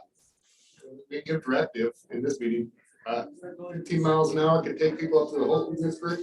It's something the city owns, not, it's already been. Right now. Yeah, Time goes by fast. it's just making directive. Which I'm now a little concerned about, which is how do we make sure the public understands this. We'll just make it On the the public public hearing. Make it part of the record. Do you think that's Public gonna be hearing. enough? Yep. No, it won't be enough, but we'll have done our job. Yeah. People Okay. I'm Back to the concerned about process that issue. now, that- Yeah, so I would like to get a head nod for directive of making that a public hearing. Okay? Yeah. Okay? Yes. Yep, okay. All right. Next item is Bennett Building purchase 2 work order with our Archiform, John, Matt, and Jenny. Or John and Jenny. I don't see Matt. Would you like me to kick this Yeah, I off? think Tom? Jenny can take the lead on this. All right. Yeah. So if you remember, we worked with Archiform on phase 1 of the Bennett building. That was replacement of the storefront windows. So the Bennett building's UB and Court. And we replaced the storefront windows with safety rated glass before, if you were to run into them, they would shatter in a million pieces. And then we replaced the transom windows, which are the windows right above the storefront windows, with more historically accurate windows. So Archiform at that time also did a design for the full facade for us and estimated some costs for different phases of that work so that we could kind of implement it incrementally. And so we budgeted $24,000 for phase 2, and we got our bid back, and it's at $51,000. So I'm here to kind of talk about why that is. I've also got Adam with Archiform on the line on Zoom. He's the contractor who knows a little bit more about why the costs were so much higher than we anticipated. I would say too that 12,000 of this is from a grant, so it's from the Certified Local Government Grant Program, and that program requires a 1-to-1 match. So that's why we had 24,000 budgeted. And I guess I can start by saying, Archiform has done great in wrangling these contractors to even bid on this project. It's pretty specialized work. And travel to St. Helens has been part of the problem. Also, contractors are incredibly busy, and so taking on smaller projects is a problem. So the actual work is, most of it's focused, it's 2 components. The first is the roof. So there's kind of this membrane that covers the roof and keeps rainwater out. If you've ever walked by and seen bird droppings and feathers and nests, it's because that membrane wasn't put on properly. And so birds are actually getting in and nesting. And so that's kind of the first component of this project, is fixing work there. And then the second component is right above the storefront windows, there's a cornice. It's an architectural feature, and it's rotting and coming away from the building. And so we want to recreate that same cornice and install it so that it's brand new and won't leak water and won't rot in the future. So that's what the $51,000 will get us. Like I mentioned, it's about a quarter grant funded. The contract is on for tonight. And I would open it up for John and Adam to answer any questions. Matt's here to talk about where the extra money would come from. Well, the general options of having a one-phase project versus a two-phase project, and the certified local government funds representing half, you could, if we divide it in two, we have a 50% match, but if we do it all in one phase, that match is only 12,000. Or the CLG funds, if we do it in 1 year, and it'll be 25% match. So it's about leveraging funds. There's also an efficiency and mobilization costs for the contractor to come back over 2 years. There's a couple things to consider there as far as try to get the biggest bang for our bucks, leverage money the best we can for the things we do here. Right. And I would say the CLG funds are every 2 years we get that money. And in the past, we've put them out to the public. So we haven't always used the CLG funds on our own projects. It just so happened that this year, when we put it out for the public, there was no bites. And so we used it on a public project. So there's no guarantee, I guess, in 2 years that money would come right back to the city again. Can we hear from Adam just a little bit on why it went from projected at 22 to 51? Yes. Essentially, when we first were doing budgetary things, we didn't have we hadn't vetted it fully with subcontractors, and when I finally wrangled in the ones that I originally wanted to do the work that are really, they're very I've worked with them for years. They're very good with historical details and the things that Arcform does well. Essentially, there were a lot of hidden costs that were outside of what they were going to do for Arcform. So Arcform in turn had to put a lot more labor into what initially perceived as being all in. So costs were coming in at, they're really just a lot of photos that I had taken of the parapet up on the roof, which is like what she was talking about, the membrane wall that comes over, and there's the concrete tiles that are on top of it and the birds nesting underneath and whatnot. So basically those initial budgets were based on photos, just trying to figure out what, a general sense of what the city would need to budget for it without truly like having site walkthroughs, going and investigating. So as the process unfolded and we started to get closer to figuring out what we were going to do, I had those subcontractors come to site on multiple occasions. And on one occasion, they actually came up and removed a couple tiles just to investigate what they were going to get into. So we weren't really, my biggest concern with these older structures is just once you uncover it, how much else is wrong. So we were really trying to vet that out this time around. Whereas initially, when we first met with St. Helens, there was a slew of different things that we're interested in doing with the facade and the interior. So they're really, to be completely, just to summarize it, we just hadn't dug in enough, and the sub budget numbers that I received from them didn't have a lot of information in terms of where their scope finished and left off. So there's just little things like I have to set up scaffolding. I have to make sure that I'm protecting people from from debris that might be falling as they go to pay their bill at the post office. That like the metal brackets that we're going to use to suspend the cornice now, before it was a bunch of wood that's rotted out since then, but I didn't know, it wasn't stated that Arcform would have to install the metal brackets, things like that. So it really comes down to, it was not investigated enough. It really isn't about materials. It's about it just, once we really dug into what we really needed to do, the costs escalated.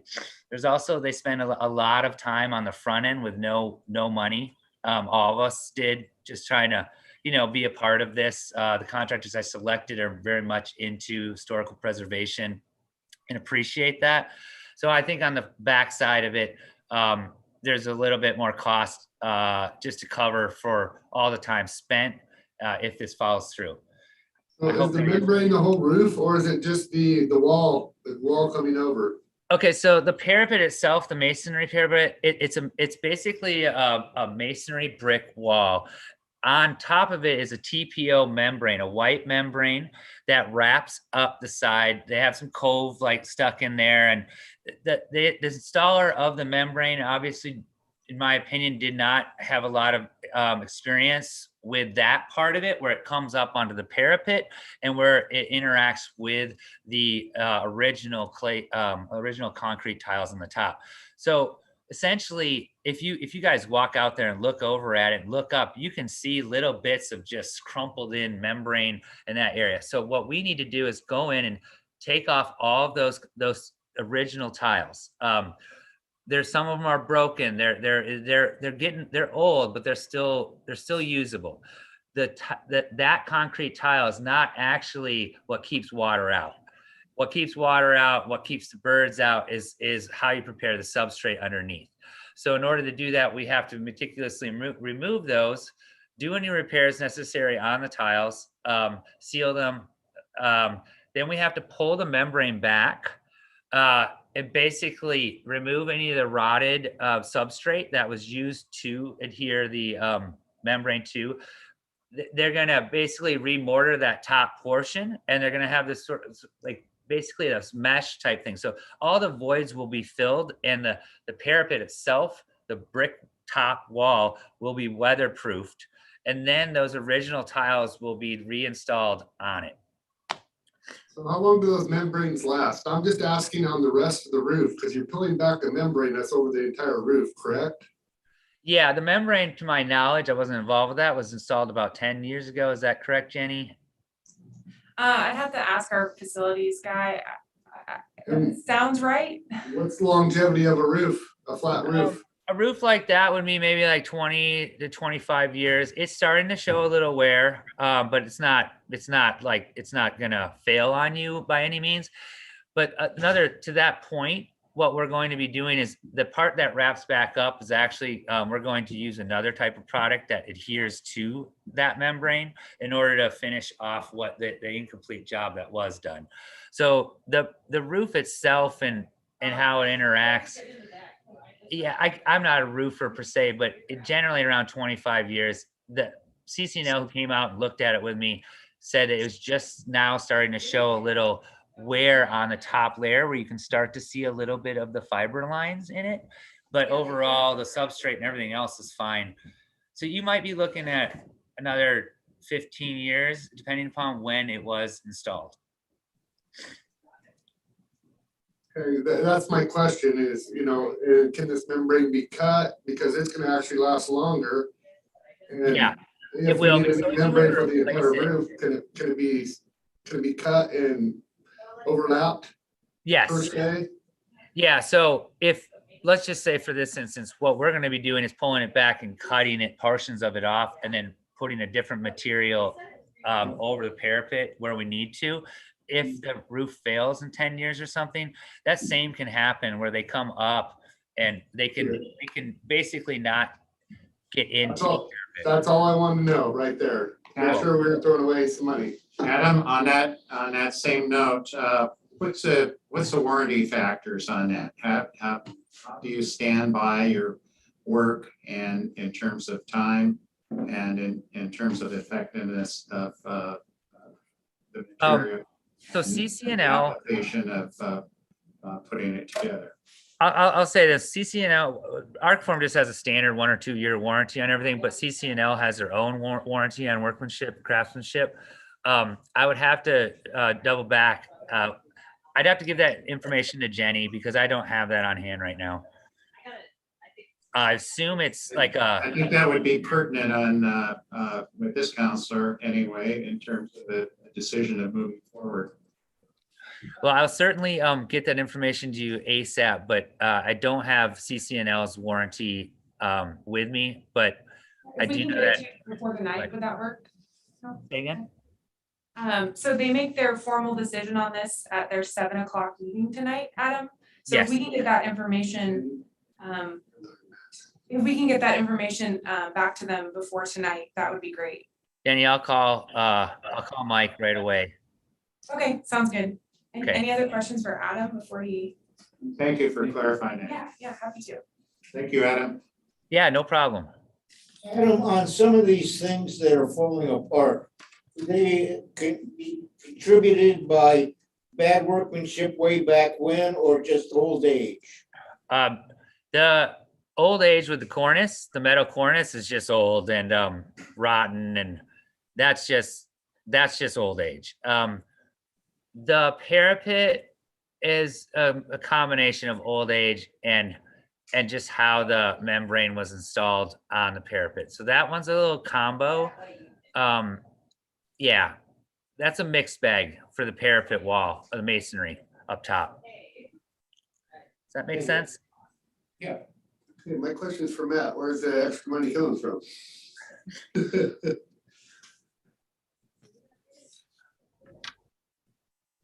I would be cautious in how you approach future expenses that are not budgeted. I'm working on the half-yearly report right now and seeing just a little indication of some additional expenses from departments and lower revenue. Not to say that the music is going to stop, because we've obviously been in a large development growth phase. But I think it's safe to say that that music is slowing from what I can see.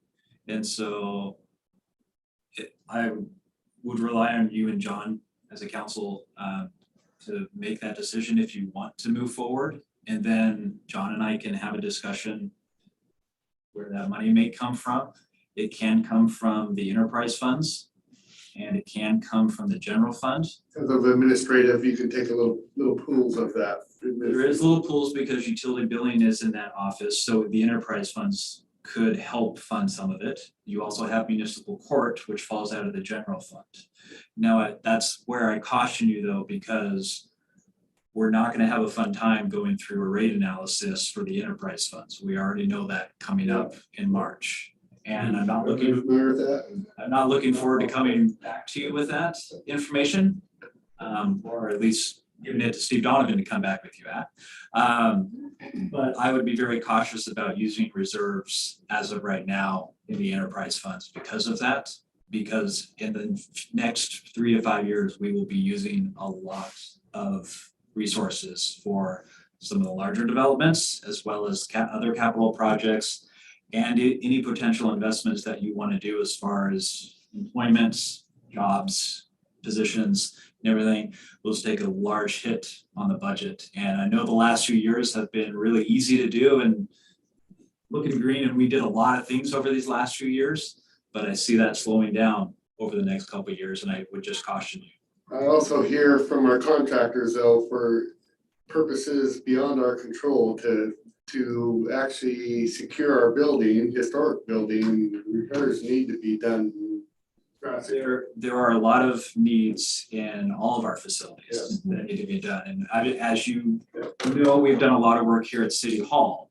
And we've gotten to a point here at City Hall where we cannot do anything more unless we want to spend much more money as far as like redoing the entire flooring of the second stories. So because we have offices that are off level, and because of work done in the past, we have issues with the floor here. So I would also caution you that on this next strategic plan, I believe one of the items on there is to do a facility master plan for the entire city. And that may help identify what the future use of that building next door may be, as well as City Hall, since it is connected. Whether you decide to continue using that building for the next 50 years, then okay, maybe it does warrant a significant investment. Is there a process of which you can do a little bit every year? If you don't think you're going to utilize that building in the future, it does obviously lie in our historic district. However, it is not on the historic registry. That was my exact thought. I just want to say, That was not knowing the future of the building concerns me, knowing that with the new public safety facility, we are planning on putting in municipal court there. So we know that building is going to change uses. So internally, future plan of the building, how much do we want to invest in it? Internally, when court moves over to the new public safety facility, we had discussions about moving community development over into that building. So that would be building, planning, and engineering So all into that. I have a question for Adam because he's a historical. I just want to go back to that real fast. Adam, if you could unmute yourself. And looking at our building and the historical aspect of it, if you're still there. Maybe. I do want to clarify one thing Matt said. So it's within our historic district. It's not a designated local landmark. So the National Register comment, I think that was just a little bit of a misspeak there. So What's it take to get it? And I was gonna ask Patrick this is because he he's on the. still on? Adam, are you still there? Can you unmute yourself? Yeah, he could be.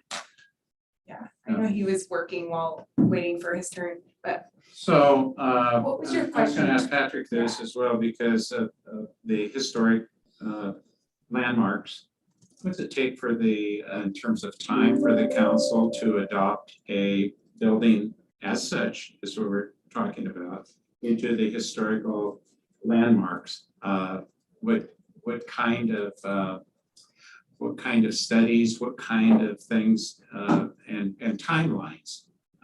I'm interested more in the timelines of adopting a building like that as a landmark. as a landmark. So it's great you asked because we just did it. The building up here, up on the hill, right above our downtown district, we went through the process to add that to the landmarks district.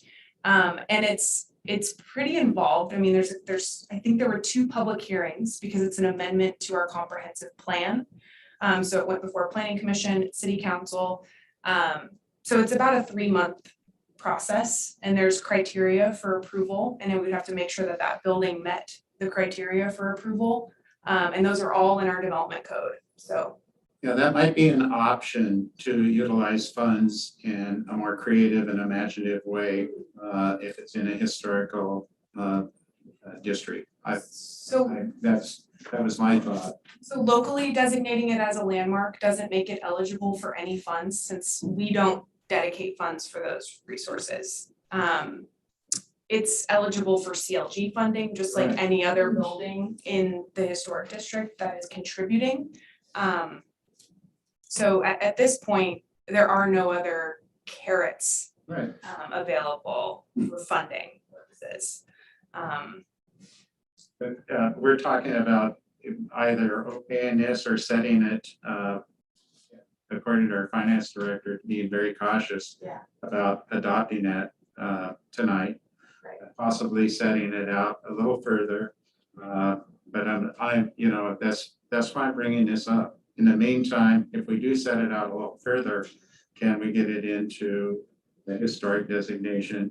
And will that open it up for grants and that kind of thing through certified local governments and possibly other historic kinds of areas or revenues that are out there?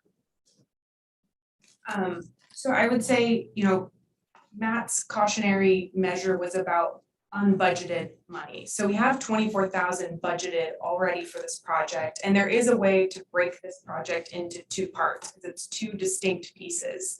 And I think, what I'm hearing is that the priority would be on the roof because that impacts the structural stability more than just the cornice piece. And so if council is interested in breaking this scope into 2 parts, I think that would be the easiest, and we can just approve a more limited scope of work that's more in budget. I don't have the exact number for what just the roof would be. I would love if Adam were available, he might have that number. Yeah, it doesn't break it down in this work order, but I can get that to us tonight. We can come back with that information if the council's interested in that. Yeah, it's just a little culture shock. I mean, that's a big amount, but I also want to respect and honor our heritage too. I mean, why would we knowingly abandon maintenance on a historical, even though it's not registered, a historical building? Yeah, and the use internally of the building doesn't impact the work on the exterior of the building. So both the roof and the cornice work would not be impacted by moving of community development into the court. Yeah. We're not doing work internally, so I think that would last with the building, and that's sort of why my Pass recommendation. along and get. Yeah. It is. But I'm also not the finance director, and so I'm just saying, from my perspective, you're mobilizing the contractors, you're bringing them out there. We've kind of utilized Archiform pretty heavily to get their contractors involved, come out to the site multiple times. I kind of want to honor that work too, but I get you have to make financially sustainable. I mean, they have to individually remove every tile. And some are broken. Yeah. And some are broken. Yeah. I mean, you're preserving historic, I mean, that's why it is what it is. Right. Yeah. And my interest is getting that building on the historical registry. That's the utmost interest for me. Yeah, side note too, also. like, Exactly. Yeah. I would still like to keep it on for tonight. I think it's still. Yes, I very pertinent. personally. Are there any other questions? I can get that breakdown in case that's part of the discussion tonight.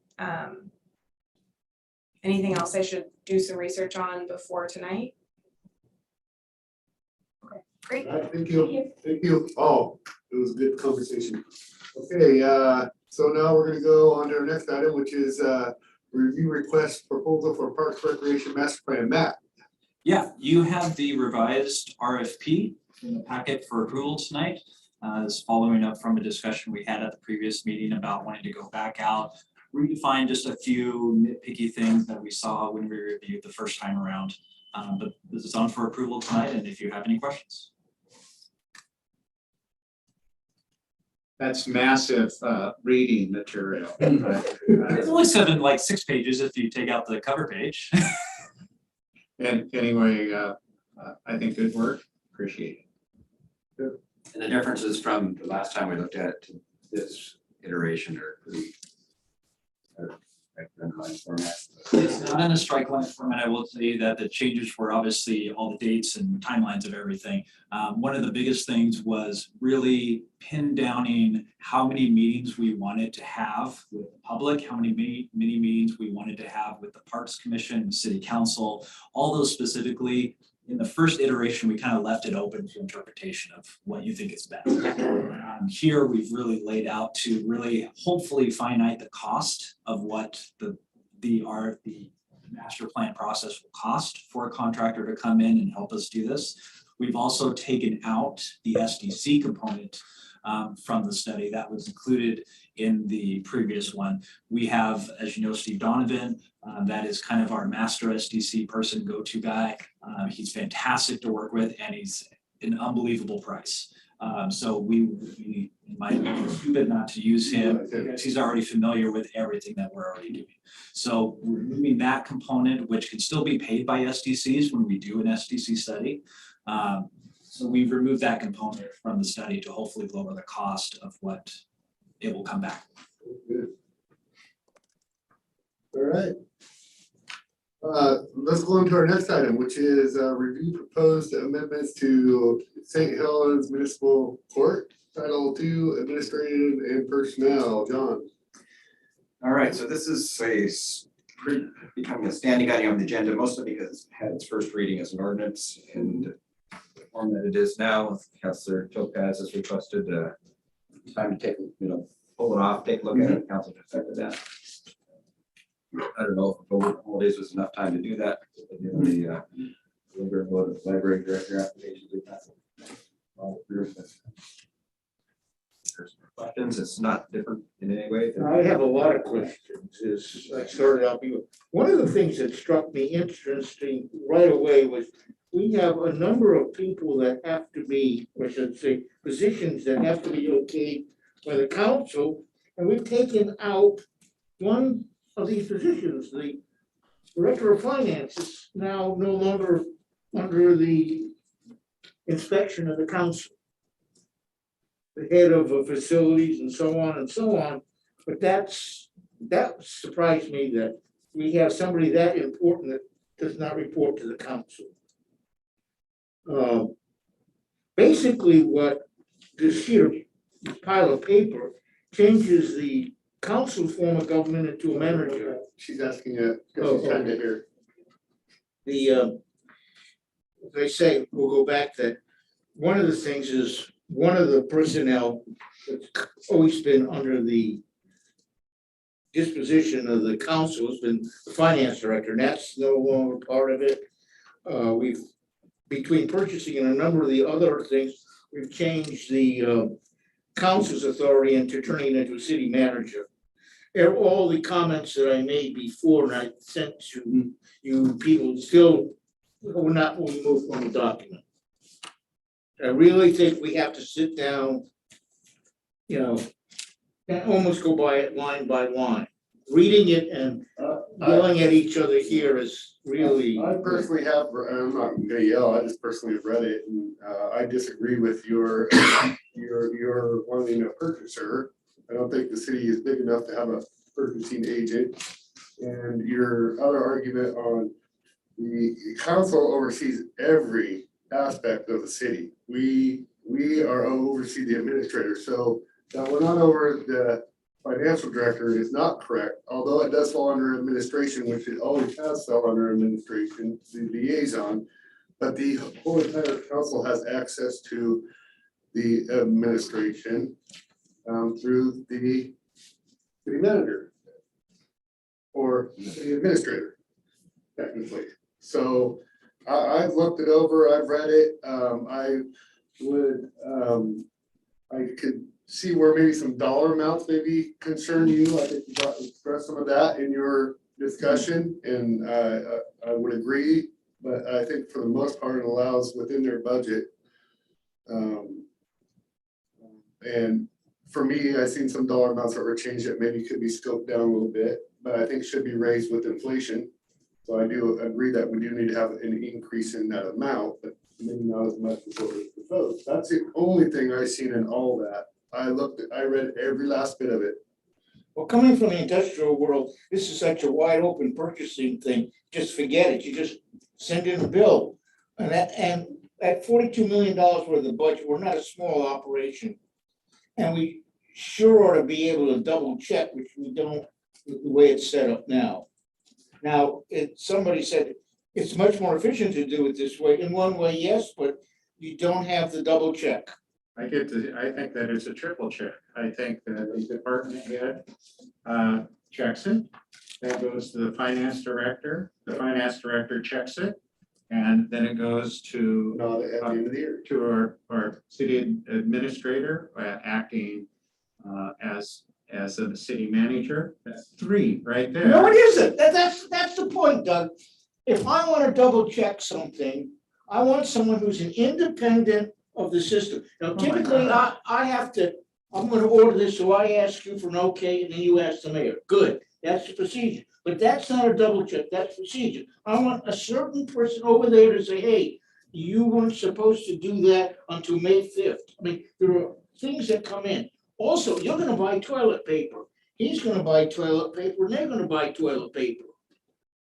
Oh, why don't we have only one order rather than that? That's what I'm calling double check. We have a definition of double check, not that people signing off on it. And a lot of cases, if we have a single purchasing agent, who may be John, but a single purchasing agent where everything goes through them, they can take, and that contract you forgot to put in that there's got to be a guarantee. Everybody else, other departments put there's a guarantee, but you forgot that.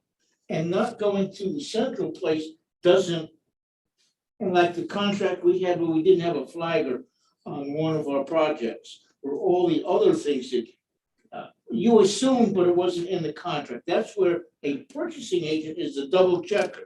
Now, after the purchasing agent buys it, somebody else pays for it. As compared to the department head signing off. That, I'm talking hard procedure for buying, but we're not a small operation anymore. Yes, we are. And one of the things that you deal with the purchasing agent is they're going to need a warehouse. They're going to need people to go to and from.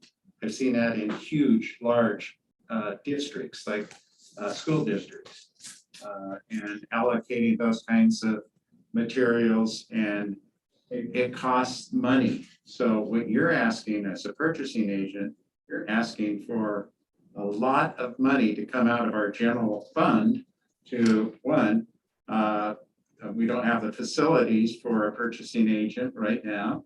And it is all managed by separate departments.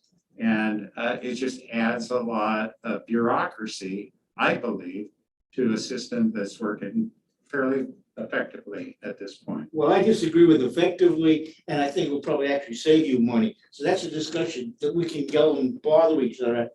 But we do have warehousing ability here, coming and going. But when you order things and you have people ship it, you can designate by your shipper where they drop it off.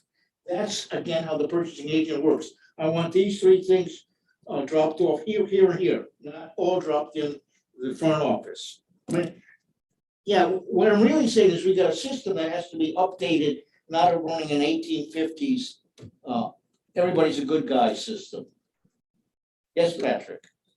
So there are just two things. I heard you say it's not necessarily hiring somebody. They could be John, it could be someone else. I think though that, again, as we've been talking about staffing, adding that general purchasing manager, it would be overly burdensome on any of our current staff. And I don't believe we're in a position to, or at a scale to need a hire a person. The second thing is, I'm just wondering, I'm not aware that we have had issues with our purchasing for the most part. You gave us, an example, one, but in the overall scheme of things, has our system been working? We made it through the toilet paper issue. We can make it through anything. We got into trouble with Tina because we didn't look far enough down the road as tourism grew. Right now, we don't have any problems, but we also, fortunately, John isn't taking toilet paper home. But what happens if the person that replaces John in 10 years is not that good? Let's think that if we don't have enough people. I'm gonna speak up. Tax income. I'm gonna speak up over administration that John, as a city administrator, I plead you as a council to not even think about making him the city purchaser. Yes, He already has too much on his plate. yes. Actually. It's in my job description. The approval. No, it's been there for 20 years. Yeah, the approval of, but I mean, Do you feel like it's gotten? but the big enough? guy, the mechanic, here's my thing, and I hear everybody. A mechanic, for example, when he calls up to make his purchase and he's asking, does it have a flange on the outside? The purchaser doesn't know that, okay? So then you've got you're actually, it's less efficient. And we're paying both these people to communicate when the one guy who needed the part could have said, yes, automatically, it's got a double flange, just said, I'll have to call you back, I'll have to find out and get back to you on it. Click. I mean, that's just a clear. Then you've got a bad purchasing agent, because he should know or have the questions. And as I said, I've had a lot of experience with purchasing agents from state level, private industry, universities, small businesses. And one of the things, at least in a lot of the businesses that I've been involved in, the double checking that you did it correctly. Now, we don't pay taxes, but businesses that pay taxes, there's a big double check with the IRS where things happen. And so some of this is paperwork for other people. Yeah, it's expensive, which we don't have. We do all what a regular business would do, and we get audits. Just because we don't pay taxes doesn't mean we don't still do the financial process as every other business. I mean, I sit on the budget committee meeting. That's. You really have a problem with. I don't really challenge that comment. I really do. I mean, So.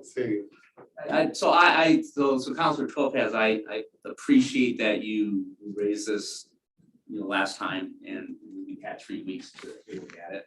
I do appreciate that you have you provided your thoughts and insights, and I did look at those. But in the end, in terms of this being on an agenda item, I don't see that, I myself don't see that there's anything fatal to acceptance for myself. Well, when I want a contract, I don't want half of it redlined out. I would like clean contracts before we do anything. Courtesy, some of the things that were changed in the library's business, courtesy, most of them are pretty good. But courtesy, you have the people of the library system be notified. We didn't even do that. Well, you know, it's nice that some things work, but when you're trying to be professional, there are things you do, even though it may cost you a little time, you do it, and we didn't. That's what my point is. Let's be professional, not just a bunch of guys, okay, it's good enough. You know, it is frustrating to read the whole thing and then have to actually, okay, now let me read it, just the black part, and reread it and say, oh, okay. I get that. It's not, you have to, but you read the red part because you want to see what's being taken out. And that's what I appreciate about Yeah. it. So I think it's just a matter of preference. Yeah. If I appreciate to see the red part, Yeah. you know, I wanna know what's being changed, Yeah. you know? Yeah. So. And you have two copies. You have a clean copy and the modified copy. I think that's what you need, but I prefer to see it like that, but it's a matter of preference. Yep. So, Okay, as I say, we're not a small operation. Our purchasing, we could help ourselves a lot. And the other thing that is gonna keep coming up is we keep talking about shortage of personnel, which we absolutely do have a problem with personnel. At one time, we did have extra personnel, and because of the financial, we got pushed backwards. And now that's starting to catch up with us. Again, we overlooked things with Tina because it was easy to do, but it's starting to catch up with us. I'm trying to get ahead of some of these problems.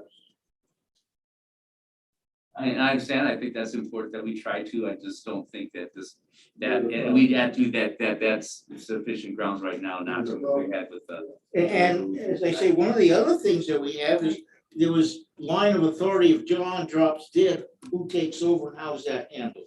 That has got to be That goes to clarified. Kathy. Yes, it does. If it said it went to the city recorder, That's where it goes. That is where it goes. and what happens if she drops dead then? Kathy's. Yeah, Hey, you got. that's all the a reports. section You that know ought to be everything cleaned up. there is. That's why you are there. That's, you're our go-to for everything. John, you're not allowed to die. That's right. I'm terrified now. So, all right, so we're gonna go ahead and take our break before we take our next, and I wanna remind you, we're gonna have our pizza at 4:30. So I wanna try to get done a little early so we can go walk or drive or whatever, but come back for pizza at 4:30. And then, so we're gonna take a recess right now, 10 minutes.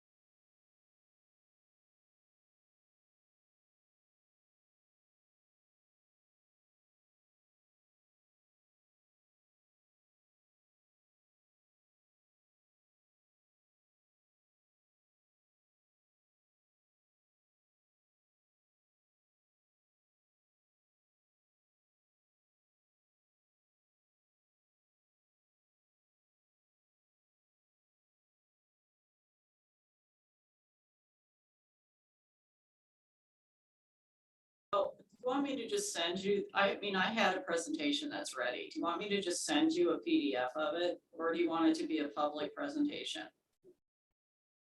A PDF. Yeah. I've already been there. Yeah. All right, she's probably running me a favor. Okay, so now we'll go on to welcome back from our recess. And time is 3:19, and we're gonna go on to our next item, which is discussion regarding Councilor Topaz censure. So we kick this down the road and Peter is on the line for this. yeah, and we do have our attorney available for counsel.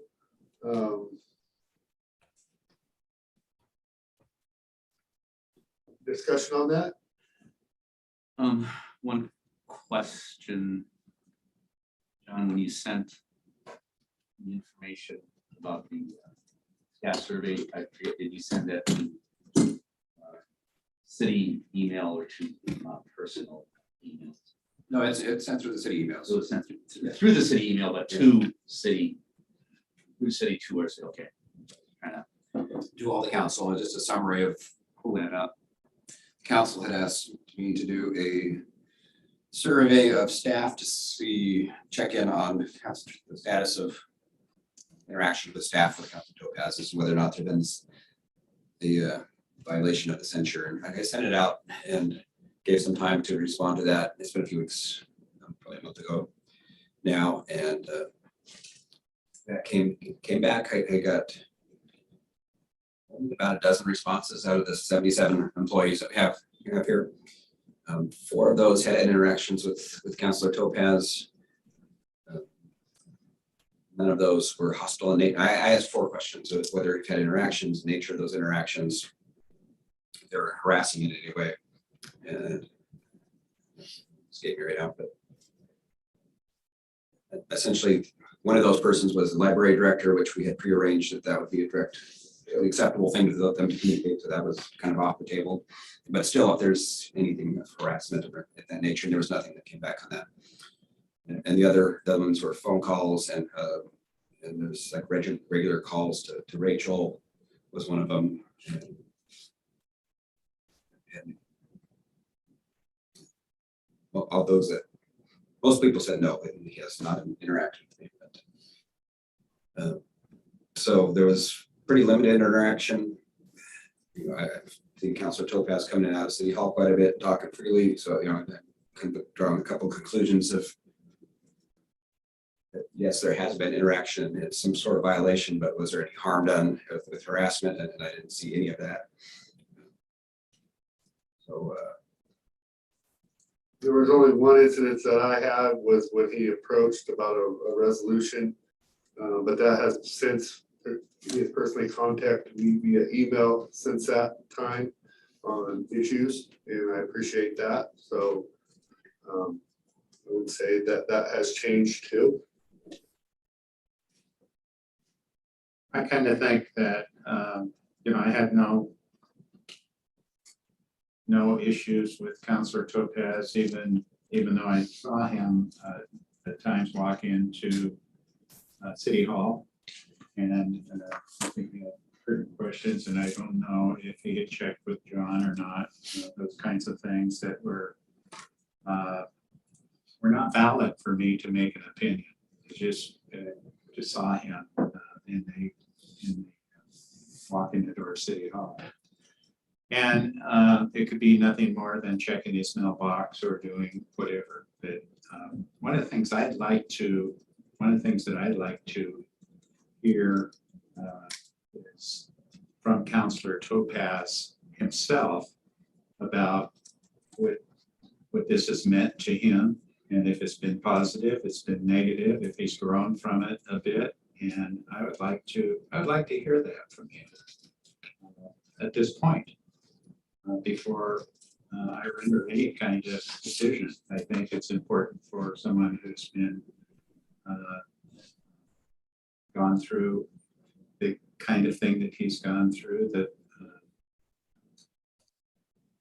issue of being censored. I'd like to hear it if you so desire. If you don't desire to say anything, Councilor Topaz, that's fine with me. But I've given you the ability to say what you want to say. One turn? I've got a list. A number of things were said that I did wrong. One was use the N word. And that was done in a court case against the city. The city was negligent in not putting a storm drain line in our neighborhood. Okay? There's supposed to be 2 lines according to the EPA, there was 1. There's a road height problem. There's a stormwater above stormwater line above the basement level. Now, that, so far what I'm talking about is things that I complained about in court that are above the city regulations on where you put lines and so on. Now, it was reported that a number of people heard me say the N word. One, it was way beyond the legal time of expiration. In other words, it was more than 10 years ago. And if anybody was to hear it, it meant there had to be a whole bunch of people in the court. And most of the people who were on the staff right now weren't even hired then. So that was an interesting piece of work. Following in that same thing, a report was made about the problem with the engineering board, which this is the engineering licensing board, and they said they had no authority. The administrative court ruling said Mr. Topaz was an engineer and didn't do anything wrong. The appeals court ruling said you're not supposed to talk about it. The state Supreme Court talked about the findings that they had, and they found that the city, in fact, was damaging property in Mr. Topaz's area and ruled that I wasn't supposed to talk about it. The important part about that is we never brought up the fact that other properties were being hurt. Okay, following the same thing having to do with the engineering board, there was a red light problem over in Hillsborough where another engineer, not licensed by the state of Oregon, brought up a problem and he was fined for interfering with the public process. This went to federal court and it was to be thrown out, and the federal court says, oh, because of Topaz. And it was interesting that from then on in the hearings, the Topaz case of being denied his right for public speech. And they also said, hey, that's a violation. You also, the definition of an engineer, you violated what he really is by the way you adjusted it. And they also pointed out, and this goes back to EPA and what they did over in Hillsborough, the towns actually did violate the law, even their own laws, and Mr. Topaz wasn't talk about it, nor was the other engineer. Okay, so far, all of this is documented in court. Okay, then we have the problem of the ethics. We had an out-of-town meeting, which Mr. Topaz reported to the ethics board on. If you read the report, Mr. Topaz self-reported the fact that we had a problem. There were a number of violations there, but in the hearing, it was Mr. Topaz to everybody else under the bus. Then we have some other things. We questioned the expenses on the water reservoir, and the next council meeting, Matt Brown came up and read a 4-page problem of all the things that Mr. Topaz had caused, including the fact that if he only talked to me privately on the phone or face-to-face or email, none of this would happen. The question was asked publicly about money, and it was told, I'm only going to tell you in private, which seems a little bit unethical. Another, that was taken to the ethics board and they didn't even hear it. There was another problem where the ethics board was again asked by Matt Brown, because Mr. Topaz asked if they were ever going to do work on cleaning up this storms work. And Mr. Topaz was found innocent of any violation. Okay. Now, all of that we kind of know. The thing that I found most interesting in this thing was all of these things are documented in the court on paper. So we're not making anything up. And I've been contacted by an engineer from Alabama that he read about the problem happening here he's a civil engineer in the Civil Engineering Journal. So what the journal doesn't paint a very good picture of us, city of St. Helens, or the state of Oregon. So each time Mr. Topaz did something legal and he was criticized severely by the council. And somebody has pointed out that the city of St. Helens is trying to increase its partnership with industry. And industry, if they want to move someplace, they hire somebody to see how good's your town. And documented, we have an outsider who follows the law, who's being censured by the city council. And some pretty heavy violations that got to the EPA, federal court. Okay, you don't like me, I couldn't do things. I didn't do things, still did my job. But we have cast a shadow on this town by accusing somebody of doing things according to the law. One of the things that was done, we had 17 people say I was a bad guy. Wasn't able to face any of them. Federal law says I'm supposed to be facing my accusers.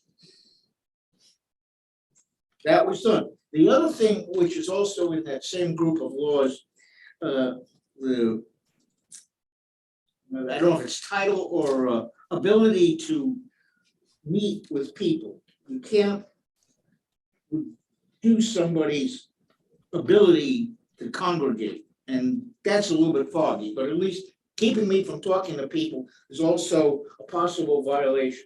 So that's what I've done. I've been doing my job. We got a bunch of stuff done. But when we do things wrong, I'm going to tell you about it. Whether you like me or not, I'm still going to tell you about it. And that's what I did.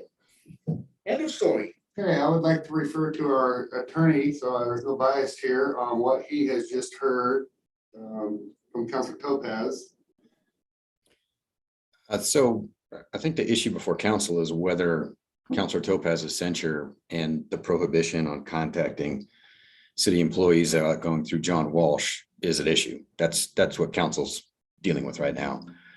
I'm not sure what Councilor Topaz is referring to, but that censure was related to an investigation that was conducted where Councilor Topaz had multiple opportunities to talk to the investigator and apparently declined to do so. Again, I'm not sure what he's referring to now and what those things were, but he didn't talk with the investigator during that entire 3 to 4 month process. So I think the issue before council is whether his censure continues. And I'd encourage council to focus on that piece. So, and again, that's what I heard. I know a little bit more history, Peter, knowing, I heard Councilor Topaz talking about unrelated issues. The ethics complaint against this council, not these two councilors, but myself and Doug, was a ethics complaint that did not warrant an ethic. It did not fall under, it wasn't severe enough to have a executive session, our meeting at Mall Foster. We should have just announced that it was a working session to do the lagoon, to further thoughts on the lagoon and educate new counselors at that point in time, which was Councilor Topaz and just Councilor Topaz, I think, really. That's what it really was, and just kind of a recap and an up to speed on what that central waterfront looks like. The other things are long history where Councilor Topaz tried to sue the city back in 08 or 09 or something like that. And that's what he's referring to, all this stuff in court. The only thing that I heard that was related to this with a little bit of glimpse of this current investigation was his request for a dollar amount from Matt Brown. And I don't know how that pertains to the investigation, but I'm sure it had something, a little part of it, because there were so many things in that report. So that's just a recap what I know to be true in a court of law, which are unrelated to this whole entire investigation, but he's making it. I'm very I'm very upset at your response, Counselor Topaz. I really am. I am too, and I'd like to say something about that, in fact, Okay. because I think it's pretty clear, Yeah. you know, from my year being on this council, that we know I like to overturn stones. So I think you and I have that in common. The difference is I would never treat staff the way that you have treated them, ever. I just would not do that. And I was hoping, really hoping that you would have at least learned that piece of it, that you can't treat people that way. Right? I'm sad to hear that. I'm disappointed. Most of the 17 people I didn't have contact with. I do have contact with some, and I doubt whether I've gotten down on anybody. The only person that I talked about that had a problem was Sue Nelson, and I told that to John Walsh. I never talked to Sue Nelson about the engineering problems that were caused, and there's a number of them. And it was brought up that I was down on female engineers. In that same effort, when we talked about the problem behind my establishment in a neighborhood, John Walsh was here and said nothing.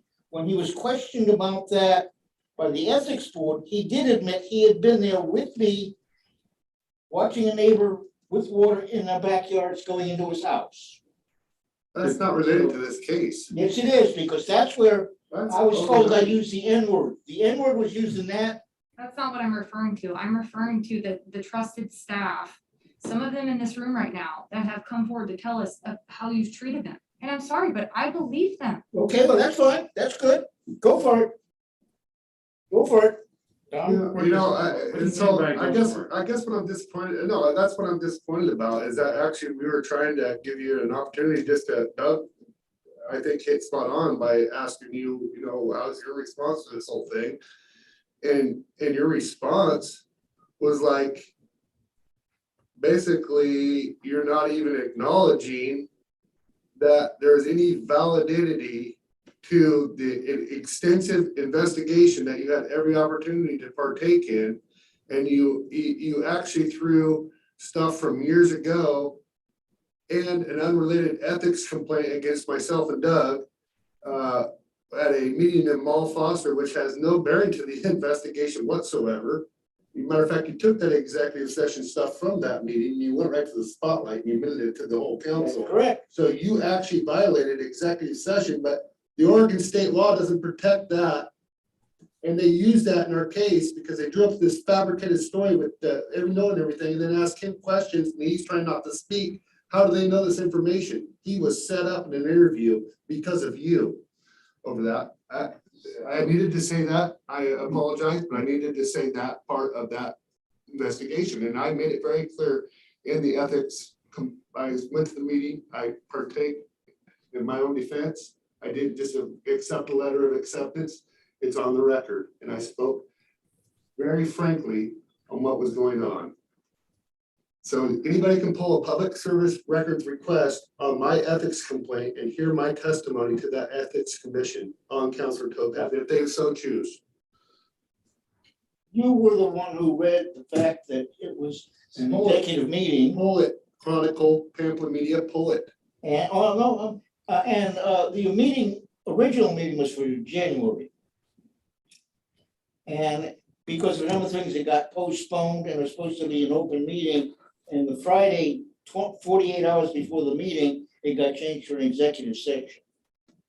An executive session has 4 or 5 things you're allowed to do. The agenda that was in that meeting had pages and none of them, and that's what the Ethics Commission came up with. Councilor Topaz, I'm just gonna call point of order, because mine actually is related, even though I was talking not about because your response. So I'm gonna go to Councilor Berkeley. So I want to try to focus on what Mr. Hicks said this, and Councilor Topaz, just like you, I have not wanted in any way to silence you. But I was concerned by things I learned in the report, in the investigation and the report. I believed that the censure was appropriate and that the censure it was not an attempt to silence you because it did provide opportunities. You obviously did continue to come to meetings. It did provide opportunities to communicate with the staff. I believe that it enabled you to continue to get the information you needed. I believe that your response today to Councilor Morton's invitation was bringing up issues that were not specific to basis for the censure, but then also with the information that we have from Mr. Walsh, that it seems not to be a ongoing major issue. I guess I concur with the opinion of others that there seems to be no self-recognition about that, how any way your actions could have negatively impacted employees, even if it was not your intent, but that does bother me. However, I am not certain that continuing the restrictions placed in the censure are merited for two reasons. One, the reports that John gave us based on the survey, and the second is on enforceability. I think a lot of laws we have are good laws if we are able to enforce them. And I think that even though we've had these restrictions, we've really had no means, I guess, to enforce, to follow through, and that by continuing to simply continue the restrictions without being able to effectively react isn't helpful. I still would continue to have concerns about interactions with staff, and I would hope that we would give a strong message to staff that if there were any future incidents, that immediate steps would be taken to report that to our personnel appropriately, so that we can follow through on specific instances. So, Mr. Berkeley, have you seen the report against me? Have you read the report from me? Wait, I've got a question. Have you seen the report? the report of the investigation. Yes or no? Yes, I have. Okay, because my attorney asked through the public informations to see the report, and we were denied. I don't even know what I'm charged with yet. So, but I'm told it's bad, but that's good. Keep going, Mr. Mayor. I'm not able to fix my accuser. It may be, Report. I'm actually gonna refer. may be helpful if I weigh in on this. So I was just. the issue you're all dealing with is narrow and it's simple. The investigation is concluded, just to make sure that everybody's on the same page with that. The investigation was concluded some time ago. Again, Councilor Topaz had an opportunity to participate in the investigation. He elected not to, but it's done. It's concluded and it's been finished some time ago. The issue you're faced with is whether the restrictions that were part of the censure stay in place. If there are ongoing concerns that Councilor Topaz is engaging in similar conduct to what he engaged in before, then the restrictions could continue. If there are not ongoing concerns, and that was part of what John Walsh looked into, then there may be no need for the restriction to continue. I think the comments that have come into play during this discussion are helpful in allowing the council to determine next steps. But the issue before you is not the validity of the investigation. It's not what Counselor Topaz could have said or couldn't have said. It's not the evidence that he could have presented. None of that stuff is relevant. Your question right now is, should the restrictions continue? It's that simple. My question for you, Peter, then, in turn, is do we have clear violations made that would allow us to continue the censorship? So it's a great question, but you don't have to have a basis for clear violations. The city it operates in two different ways. The city is an employer and has an obligation to its employees. And then the city also has an obligation to allow the council members to do their jobs. Okay.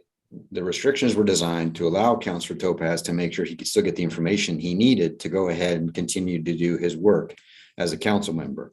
The other part of that was an effort to try to protect the employees in the event that there were concerns about Councilor Topaz's treatment of those employees. You can go ahead and continue those restrictions if the council believes that that continues to be a problem. But that's really part of the council's role, or actually, I'm sorry, the city's role as an employer to protect those employees. That kind of answer your question?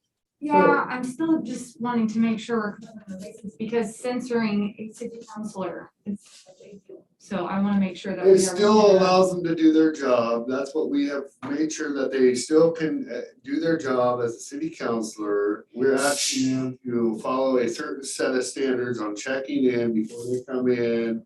So we can be aware of future complaints. Like I have made this council aware of two separate issues. One was kind of not really related. One was directly related. And I've also made it aware of this council that he was stopping and just doing short talk too. So actually 3 different ones. The one was when he came in, he demanded that something be put on the agenda. And I don't care if he's talking, he was supposed to talk to either John or Kathy were his point of contact. He went beyond that. And for me personally, even if he came in and talking like that to John Walsh or Kathy, demanding, it's not warranted that we demand something be put on the agenda. And there was no discussion with anybody. I don't know if you guys had any discussion on that when I brought it to your attention about wanting something on the agenda. And then, the on camera being pulled over and presenting the city council card, I think is unethical. And that happened. And then, there's been where he came in and small talk, but not checked in. That's what we can do as reporting, is publicly make that knowledge and acknowledge that Councilor Topaz, we're not okay with this. And, I just wish, again, I'll come back to, I wish there was even, Councilor Topaz, you're on record for a lot of these things that were sustained. There is validity to the complaints that were made against you. If you could at least acknowledge a little bit and say, if I was this way, but you're not even, you went off on some other issues about other lawsuits. And I'm just blown away by that. I know you're a very smart, intelligent man, and I don't know where you're coming from. And I'm trying to figure that out. And, because you are very intelligent and I respect you for that. But you're just coming out of left field with that response. One thing about telling Lisa, if you read the charter, it says the council member can put something on the agenda. It doesn't say they need 3 or 4 people, which this is something the council tried to put on me. So when Lisa did not put that on the agenda, she broke the law. She might have been given instructions not to do it, but the charter says a council member can put it on the agenda. Lisa did Why not did break the you go law. to John though? That's what the Lisa did not charter break said. the law. I broke the law then. You wanna come Okay, after me? well, It also says the mayor is in charge of the meetings I and can- the agenda. And at any point in time, I could just strike something from this. So none of that even matters. we didn't even get that point. He didn't do what you Yes. did not go to Yeah, John. point of order. So, again, I would like to come back to that. I would like to have a little discussion on a vote topic, that there actually be a vote cast on the censorship, whether we keep it or we don't, and put it at the end of our regular session as a work session item. Yeah, so let me clarify one thing. Councilor Yes. Topaz has already been censured. That's part of it. He was censured initially based upon the investigation findings. What you're talking about is whether the restrictions that were associated with that censure continue. Yes. That's really what you're talking That's what I'd about. like to vote for tonight, yes.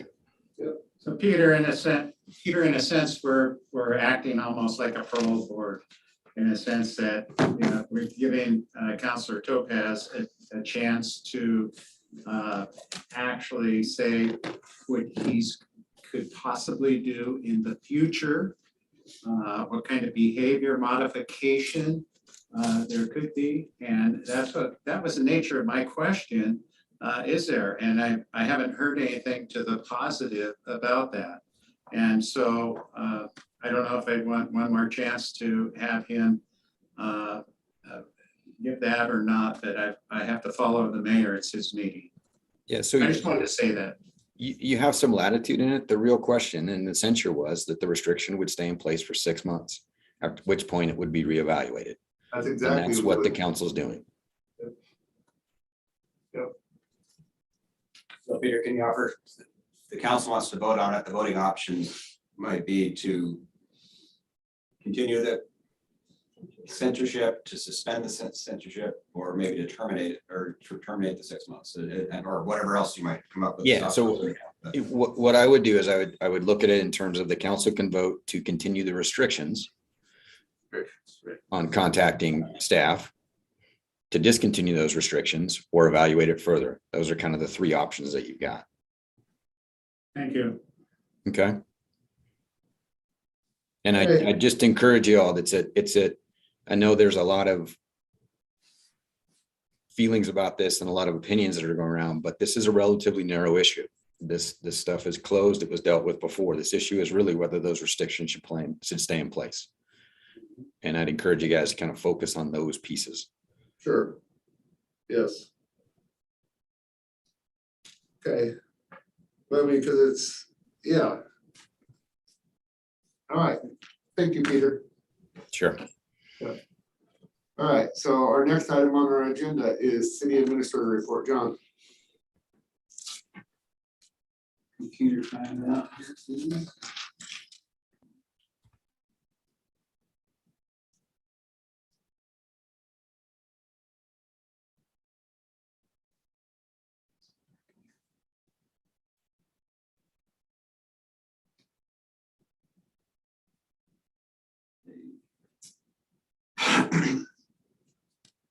All right, well, city administrator report.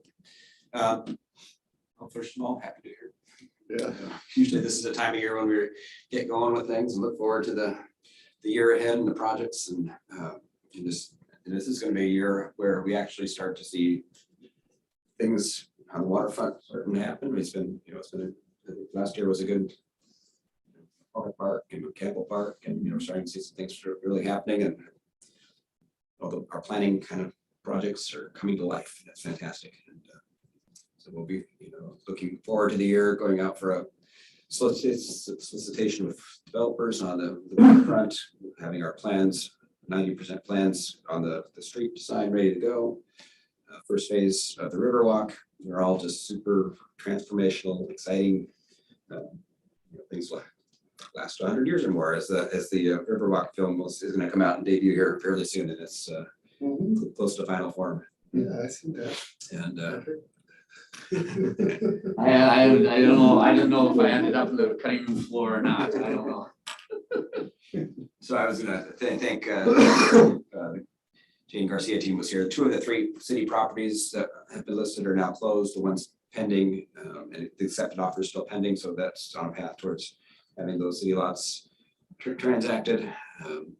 All the resolution last time we did last meeting about the opioid settlement agreements. It's going to bring funding to cities to address opioid issues in our communities. We've entered both of the 2 agreements, and party to that, Columbia County is one of the parties that have engaged with the state in the federal lawsuit, and bringing some resources to get those opiates out of our system and offer some resources. Yep. Good. Good thing. Yes. Dock Use Committee is the meeting was moved to the January 25th, and that was because of progress, because of our Prosecutors making some progress on code changes. We're going to be doing some outreach to the Columbia River Riding Association, and they're super excited. I've had some contact points with them, and they have a lot of good feedback and building off this good energy. They're meeting on the 17th. They're meeting on the 17th, and so that's, all good things happening there. The kiosk is just kind of waiting in the wings to be programmed. Up in some, shop in Seattle up there, it's ordered, it's here, it's ready to go. The library director recruitment process, there's a lot of interest in the position all over the country, a lot of qualified candidates, and they don't stop coming. There's Councilor Topaz and I and Margaret are trying to get a short list to. But there's only 40 some now. I think we're like 46. Wow. And it's, Wow. Hey, well. and it's a lot to go through. So we're trying to meet them in some format where we can develop a list of people. We're going to do interviews by Zoom first, and then we want to give them a couple weeks. Initially, we had a pretty tight timeline, but we're going to expand that out, mostly because the cost of airline. If we're going to bring people from far away, we want to get a reasonable cost on airlines, not paying last minute fares and inconvenience people. But so that will be delayed to the 21st, and then the in-person is around February 11th, Friday. So we're targeting for that. That will be an executive session with you, just the council and Interviewing the other boards, Yeah. other panels. So Great Cliffs Park, we've been talking about adding dredge spoils down there late right between Christmas and New Year's there. We've got to look at a concept plan from the Marine Board about a non-motorized boat launch and ADA accessible fishing dock. And it's amazing. It's really exciting to look at. Mayor was on that piece of it. There's one that's real similar down at Westport, and over the holiday break, a couple days you can get out on the road. I went down and took the ferry across Westport over to Cathlamet, had a day of it, and came back and visited that facility, and it's really nicely done. And It is. so that is a project that's going to need council support. We'd like, and this really, it has a lot of upside because there's a 25% match. There's funds available out there for match, so we might be able to do this with very little city resources. And but it takes some time. It's a couple-year project. It would work through Parks and Recreation Commission. It would work for the Planning Commission. There's some things to. But first of all, we'll bring it to you to council to get a look and authorization before. But I didn't want to bring it today because it was. Got a lot going on. So, the industrial park is moving along. We've invited Cascades Tissue to be a part of that conversation to talk about the utilities and how they interact. That's been very well received. I met their new manager. What's her name? I forget. I forget. She came to the Chamber of Commerce cocktail prior to. She was apparently she was at a river walk. Did she mention that? This was before the river walk. Okay, she was at a river walk and I never, everybody said they had met her and I said, well, where is she? And I didn't get a chance to meet her. Okay, so I don't remember the name. She gave me her card. I have her card, but anyway, I was very positive. Just welcome to St. Helens. We look forward to a great working relationship. Yeah, So and I'm glad to hear they're positive. What was the amount of the grant that we got for the industrial park for the planning? I somewhat. It's a phased approach. We're going 2 phases. This first phase is around 180,000 of the grant funds we've allocated towards that, and part of the team is now Cascades and our folks, and also that's going to be the design, mostly a phase 1, but phase 1 really needs to take a big picture look at the whole park. So PG's at the table. They've got 3 representatives on the panel to meet and talk about this, and try to get interim electricity down there, to get long-term solution with electricity down there. What Doug's referring to, did we get $50,000? They'll give it, or 25 or 50, already awarded by, we had a meeting a long time ago with Governor's Regional Solutions team. A year and a half ago. Planning portion of that.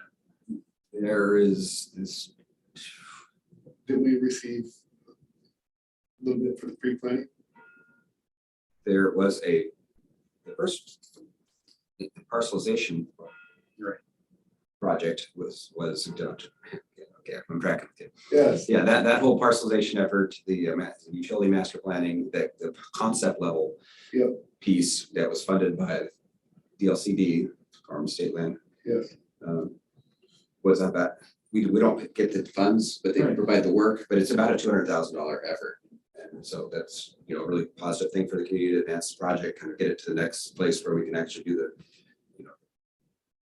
more detailed engineering work, which is where we're at right now. And, so that's really good to see outside investment, people believing in us as a city and see the, pretty much everybody that sees it sees the opportunity that exists down on the mill site to have a more diversified economy. And, For some reason, $500,000 stuck in my mind that was the amount of grant monies that was allocated to the industrial park for concept planning and I think shovel ready as well. Am I off on? There was a 500,000 to the Central Waterfront project, and then Business Oregon piggyback another 100 on that. And then we've worked through most of those funds on that project, and there's some overlap, but not a lot, and there's more to come. We're fishing off of everybody's dock we can to kind of advance these projects. And Thought we were building docks. I'll try to bring the funding to make these things happen. I've been asked, that's why I'm inquiring. The progress of Main Street continues to be slow but steady. This meeting last night, Mayor was there. Yeah, why are you reporting on it? I'll report on it later. I'll hold my progress, even though I got it. So, we talked about. Yeah, that's good. I think that's. I wanted to jump back just real quickly to the park. Is that something, how is that gonna work with the new parks master plan? Is that something that it's gonna have to wait until that's I master hope plan? not. Is it? Well, I hope not either, but I'm just curious about that since that is in the I works. did this talking about that because that was on our minds, is how does this fit into the plan? Yeah. And I'm not sure what the current plan says about Great Cliffs Park. Right, that's what I was curious about. Okay. But- I didn't mean to put you on the spot, By but the I'm time just it gets curious. done, It's it already certainly on will. there and this is There's all. language in the master plan regarding now. There is? Yes. Okay. And part of the combing of council for support or consensus is to make sure that it's in the master plan, right? 'Cause Okay, so it's planned on carrying on to the new master plan yeah, also. absolutely, Okay. absolutely. Yeah, because it's a tremendous asset. Speaking of master plans and parks, how's Bill Lake business going? Counselor, go ahead. There you The master plan of parks, Dalton Lake gets thrown into some of that. We were talking about it as a destination. Is that also in the master plan? Dalton Lake is, Dalton Lake, that's an interesting question because, sorry about that. That's an interesting question because we don't own Dalton Lake, but it is a nature preserve overseen by the Parks Commission. So with that, having the Parks Commission having some oversight because they formed a committee and they are working with trails and kind of developing that area and working with CREST, Columbia River Estuary System, people who've got grants from Bonneville administration, like a $500,000 grant to encourage smolts to pull up in Dalton Lake and juvenile smolts so that they can make it to the ocean. And it's an interesting study. And so all of those studies are not in a master plan. They haven't been in a master plan, but they're going forward. So I'm not quite certain how all of that works because it isn't our property, it's ODOT property. And but we have a management agreement that manage that. The parks and the park system oversees the management of that as well as our public works. If that, I mean, it's convoluted. Yeah, It's so- an area that was just there, and Patrick, you can help me out on this as well. It's an area that was surplus land. Actually, in the essence of time, Doug, we need to see if there's anything that John needs to report. We have an executive session and we have pizza at 4:30 and then another meeting at 5 or. Okay, I'm just trying to answer his question. I have more questions though for you. We have less than an Yes, hour. like- Well, we have less than an hour till our next meeting, so. John, was there anything else to report? If not, we're gonna go into. I think that was the end, that's why. I Yeah, was- we were on questions there, yeah. Okay, and I see Jenny do you have some more I just information? had a quick go back. So you mentioned not knowing what the plan said about whether or not a fishing pier was in the master plan, and it is. So at Great Cliffs, that was partly why we even pursued the Marine Board's technical assistance grant, was that a fishing pier and an in-water facility was something we wanted at Great Cliffs. So just to go back to that original question, I don't know what else, other conversations happened while I was running down here, but. That was it, right? Okay, cool. Counselor Berkeley was showing me where I could find the current master plan. Oh, good. It's pretty old, right? It's. 2015. Yeah, so it's not, yeah, it's usually, usually master plans are updated every 10 to 15 years, so we're on track. Yeah, that master plan was your capstone project for your rear project, so she's. Master plan before that was like 40 years old. 99, yeah, pretty much. Okay, thank you, Jenny. Yeah. Okay, so I don't know that we'll have much in executive session, but I'm gonna go ahead and we're gonna be going into executive session as previously announced under ORS 1926602E and H as we have notified you. And so with that, we're gonna go ahead and adjourn this meeting.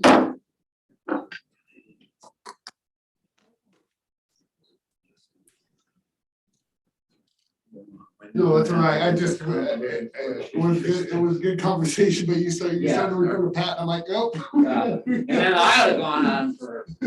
Well, and I had another, you made me think of something else, and I was like, oh, I'll ask Doug about We got that. pizza coming at 4:30. It might even be here already. I don't know. I don't smell it. No? Hopefully not. We don't want that cold. Good for breakfast.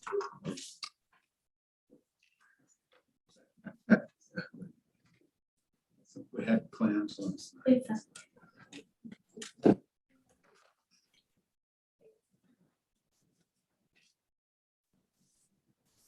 Okay, hang on. Yep, no problem. Yeah, razor clams? Oh, God. Yeah. From the low tides Yeah. a month ago. Mhm. Oh, God.